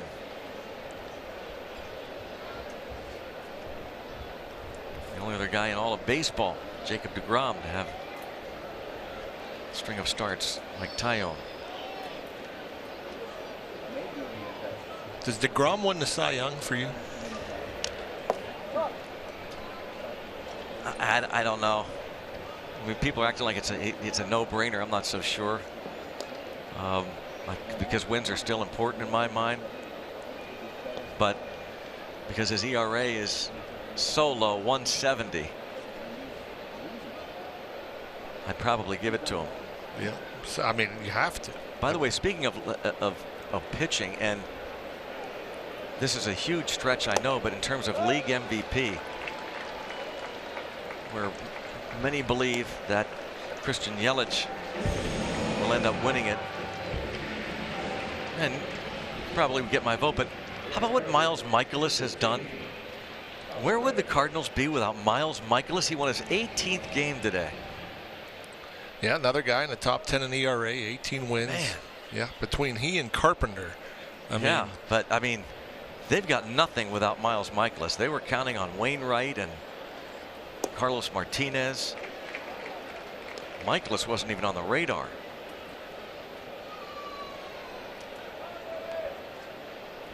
I assume it will be Yelich.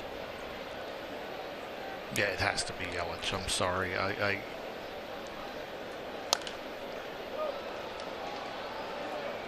just think that the year he's had, especially the finish that he's had.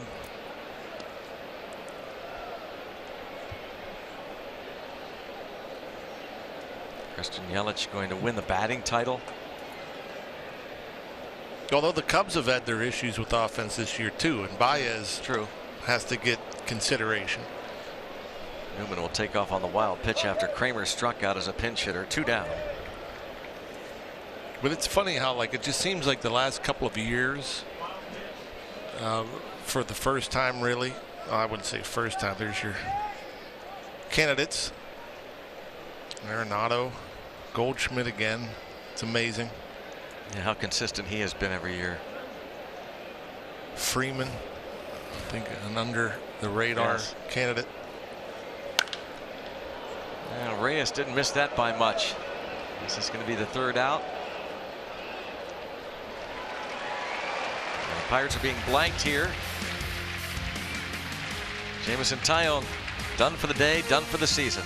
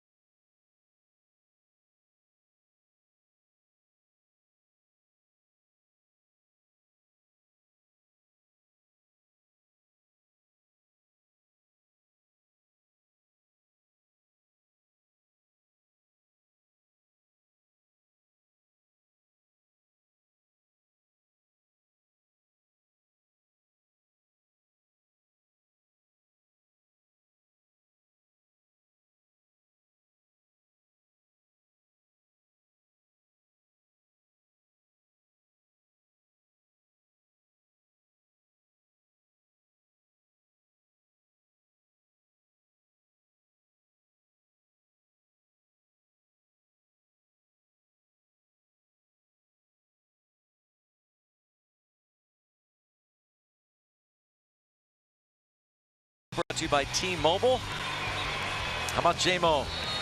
His last start of the year did give up 3 runs. Unfortunate. Takes nothing away from an outstanding season. No, I still thought he was pretty good. Suarez put a good swing on a slider. You know, Hamilton with that speed, the triple and a sacrifice fly. But I mean, I thought the command was good. He was still sharp. He was still throwing hard, had good movement, and it's been the Taillon we've seen all year long. And unfortunately, no run support for Jameson, so not going to pick up his 15th win. But when you finish the season top 10 in ERA, that's pretty good. So Cal Crick will take over, 3-2 with 243 earned run average, just about a strikeout per game, a little more, 3 more strikeouts than innings pitched.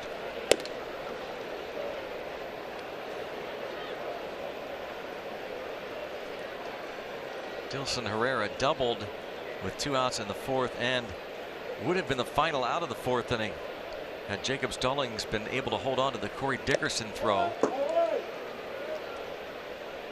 So that line from we just saw from Taillon, a bit tainted.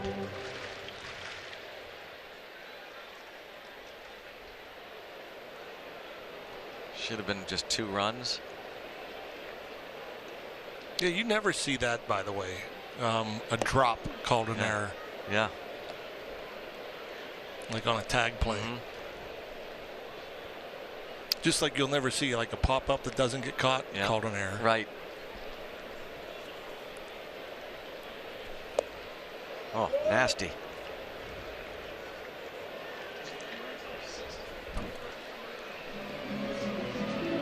We're asking you who your Pirates MVP would be. Hashtag Bucks Booth. You heard Robbie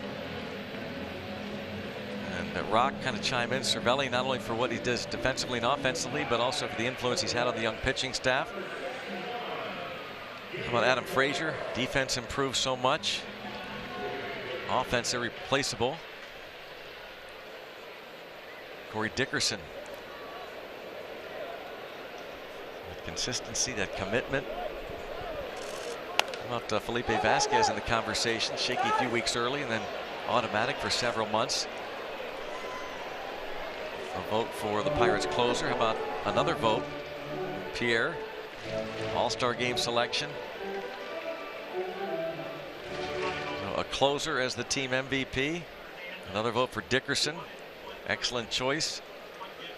Definitely a lot of hard work, and he does keep proving himself. And those things came into play when he talked about committing to better defense, cutting down on the strikeouts.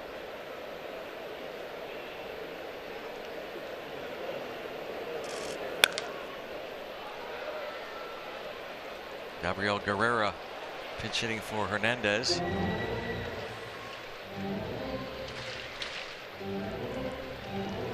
Guerrero hitting just .214.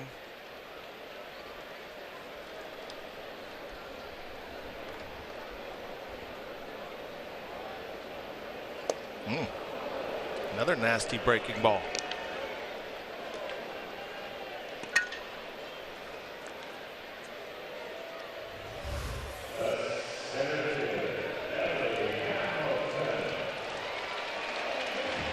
I mean, he throws so hard, and you got to get up there and gear up for that fastball. And that breaking ball is, I don't think we talk enough about it. It's nasty. Yeah.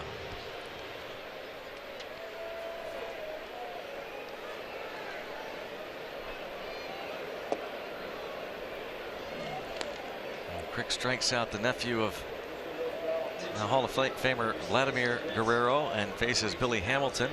630. 4-2-6-3-0. That's an official sellout. 2 outs here in the 7th. Hamilton that tripled down the line in right with 1 out in the 3rd, and that scored on the Peraza sacrifice fly.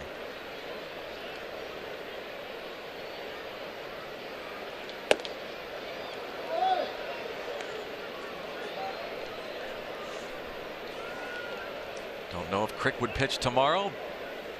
So the game will dictate that, but here's a guy who would love to finish up his year with 3 straight strikeouts. A little bit of a flinch there maybe from Chris Conroy. And just a bit low.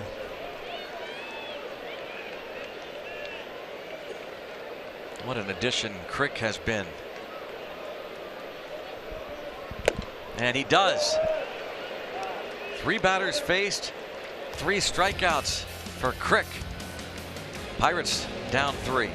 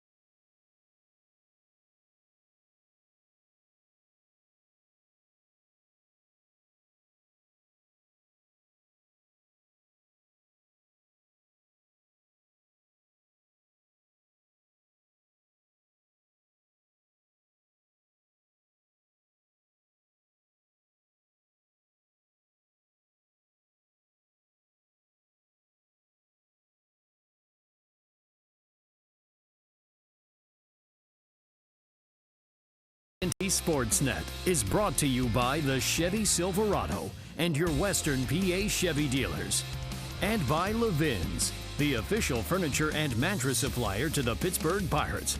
For the best quality, service, and value, shop Levin's. Let's go Bucks! Kyle Crick, 3 batters faced, 3 strikeouts.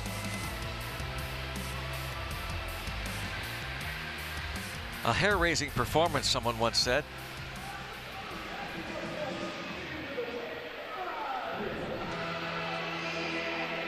Who's that? Is that Trahan? Trahan.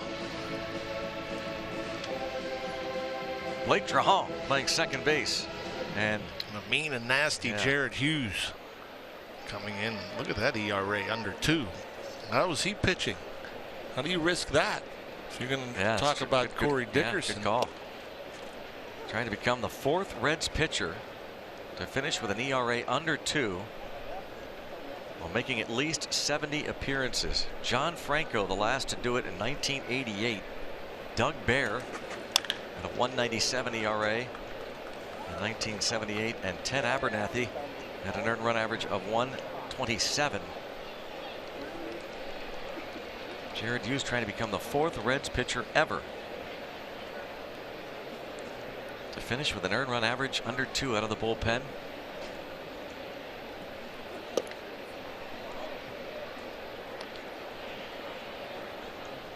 He is one of the all-time great people you will ever meet. Yep, one of the best. Drafted by the Bucks, good years out of the bullpen.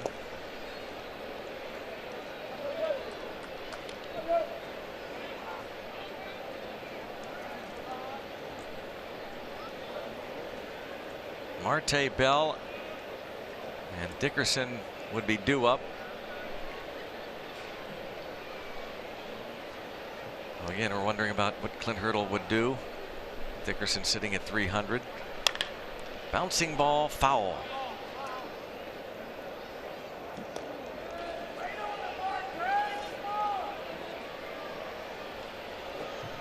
Six outs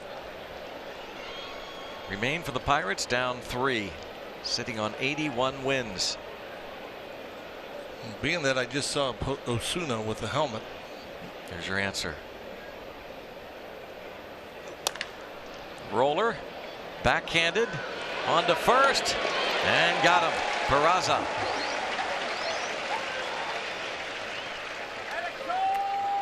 And the pressure that Marte puts on the defense to get rid of the ball quickly, throw it accurately,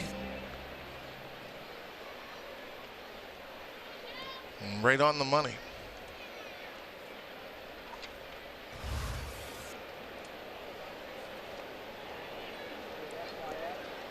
Peraza, 22 errors, the most in baseball at that shortstop position, but a nice play now. Josh Bell.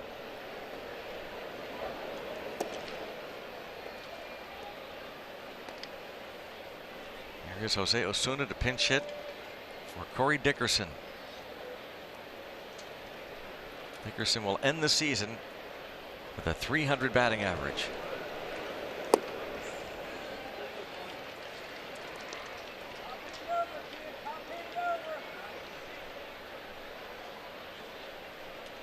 One and one.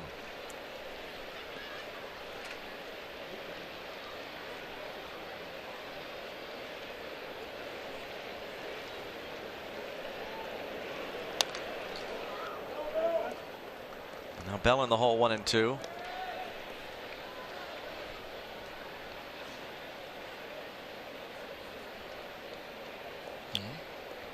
Great season, Corey Dickerson. Well done. Congrats from Elias Diaz. A lot of hard work.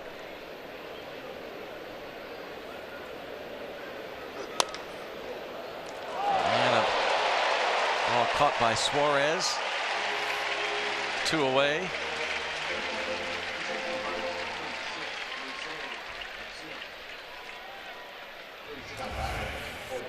Reaching out a little bit off the end of the bat, but they had a man there. Played him perfectly.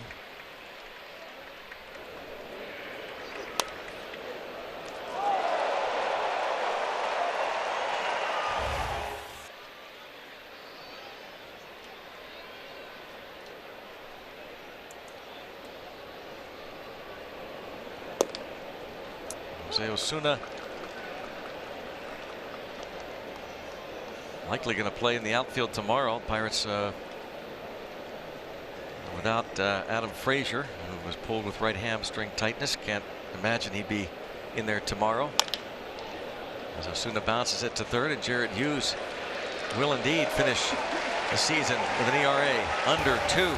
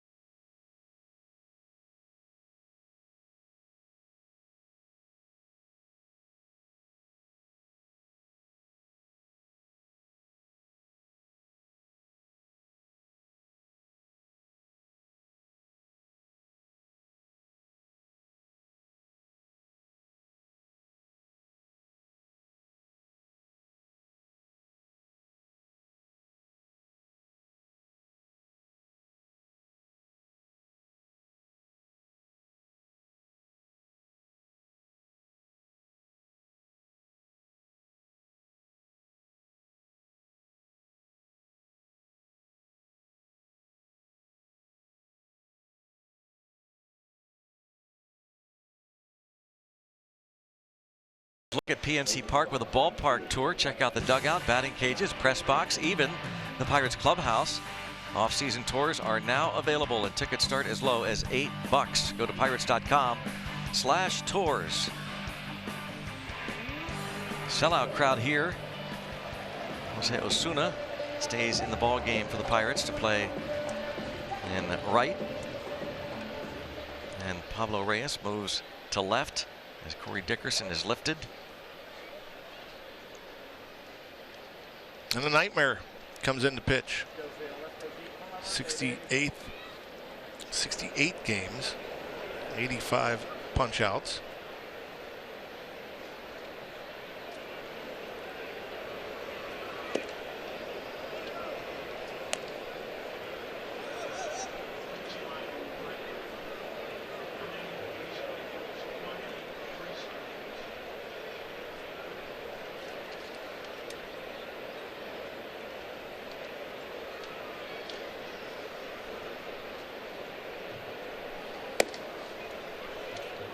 It's interesting that Vasquez is out there right now.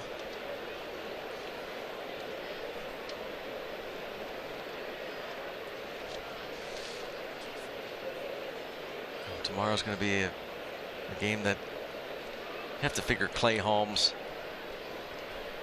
or maybe Tanner Anderson starts. The bullpen will certainly come into play tomorrow at some point. One away as you enjoy Miller Lite. Look forward to the hold true moment later in today's game. Clint Hurdle talking with Chris Archer, who was to start tomorrow, but the Pirates announced that he will not. He's finished. Mentioned some kind of a groin issue for him he had earlier in the year. Phillip Ervin pinch hitting. As far as this pitching tomorrow, I wouldn't be surprised if Clint Hurdle tries to get through the entire game with Tanner Anderson, Clay Holmes, Neverauskas, and Birdie. Yeah, I would agree. That's what I'm thinking. He's made the decision that this will be it for Vasquez today. And offensively, we will see mostly call-ups and rookies.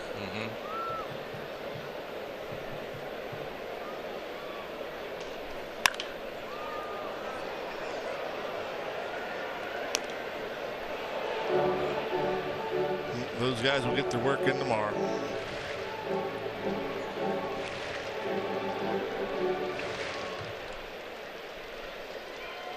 Yeah, I think you're right. I think it's going to be a Holmes, Anderson, Neverauskas, Birdie day tomorrow.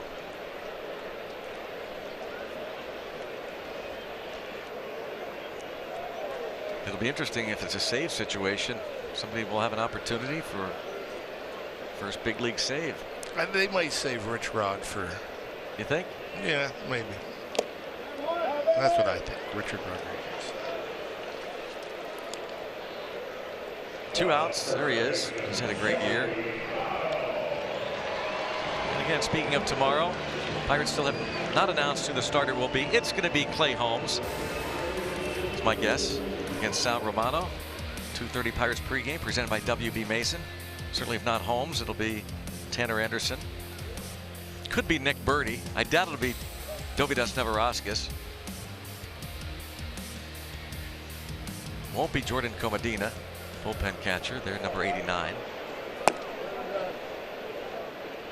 I would think Newman's at short, Kramer's at second, Moran's at third, maybe Lavarnway at first, Diaz behind the plate, Reyes in left, Osuna in right. Wait, Lavarnway at first? Maybe. Why not catch him? If you're going to play him, just catch him. I think Diaz will get another start. Okay. I think Bell will get another start.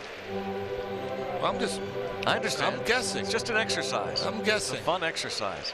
We're not going to hold you to it. And Marte's in center. It's not like we're putting any money on it. It's not like we're gambling anything on this. Come on. Just for fun.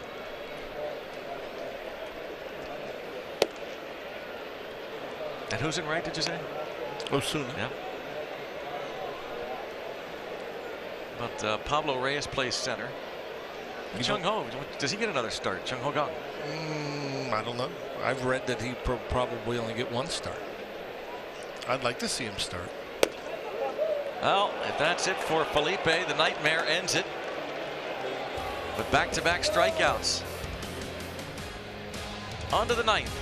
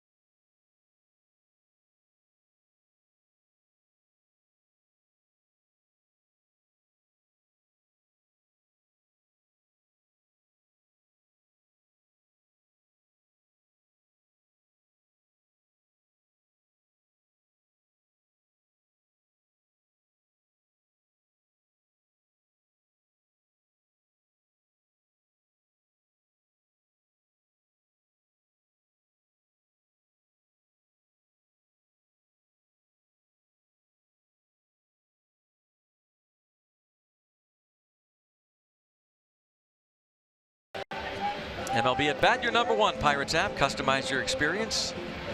Get Pirates home screen icons, features such as the MLB.TV Game of the Day, pitch tracking, in-game highlights, live radio broadcast, stats, news, and more. Download MLB at Bat today.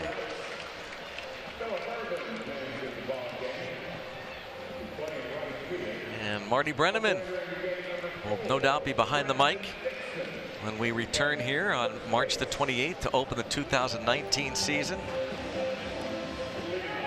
That's a big mic. That is. How many years is he going to be doing this, you think? How many more? What's your over-under? 12 and a half. All right. 12 and a half more years. That's not bad. Phillip Ervin stays in the game to play right. Brandon Dickerson now at first. Raciel Iglesias on the mound. And here is Jung Ho Kang. Iglesias looking for his 30th save.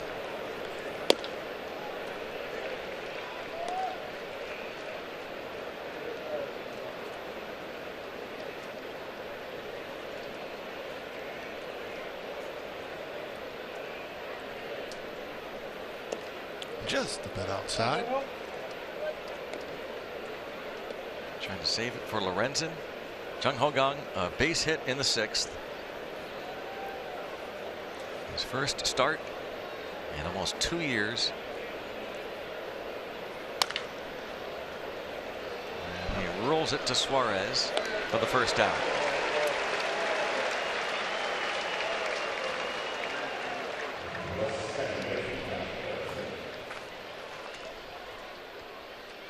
Josh Harrison will come up, and we want to thank the talented people that put these telecasts together on AT&T Sportsnet. Mainly our traveling gypsies: Adam Elmore, Pete Toma, Tyler Graham, Jason Steele. John and I will be on the radio side tomorrow. Unfortunately. Yeah, too bad. We will not be able to always say our enjoy goodbyes doing tomorrow. that last one. Yeah, that'll be Bob and Joe tomorrow. Yep. Bring your hankies. Yep. They will be thanking you also. Yes. It's the classy thing to do. And on behalf of Steve Blass. Oh, Steve, I tell you what, I can't thank him enough.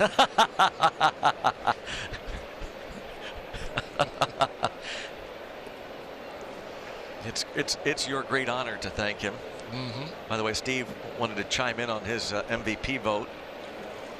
It is Corey Dickerson. He tweeted us.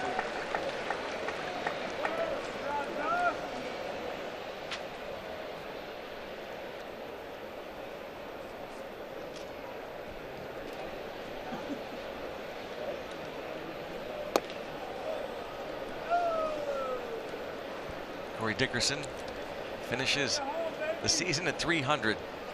Clint Hurdle talked about how he pulled Jamie Carroll when he was managing the Colorado Rockies back in 2006. In the middle of a ball game, and Harrison down on strikes. And Carroll wasn't happy. And Hurdle, I guess, went to him afterward and said, here's why. You're at 300. You're going to finish the season at 300 with 2 games left. That's exactly what happened. And it sounded like Corey Dickerson had an inkling that might happen if he were to reach that 300, hit the 300 batting average mark, which, as we said earlier, is pretty much an exclusive club these days. Just 16, including Dickerson, at the 300 mark to this point. Hitting over 300 and have an ERA under 3. Yeah, you're not going to have 20 of those guys. Yep. 0-2. Iglesias looking for his 30th save. He gets it. Evens the series. They end the Pirates' winning streak over the Reds. The Pirates had won 7 straight this year over the Reds, since he beats the Pirates for just the 5th time in 18 tries. And we're down to 1. Looks like the Reds may have found a starter in Lorenzen. I mean, he really quieted the Pirates' offense, and the bullpen obviously came in and did their job to shut the Pirates out. And hard luck loser, Jameson Taillon, another good start, just not enough run support. Eugenio Suarez with a home run, back-to-back games, 34 on the year. Yeah, and the Pirates' bats quieted. They are blanked with 1 more to go, but still much to discuss from Cincy and back in Pittsburgh. Dan and Michael.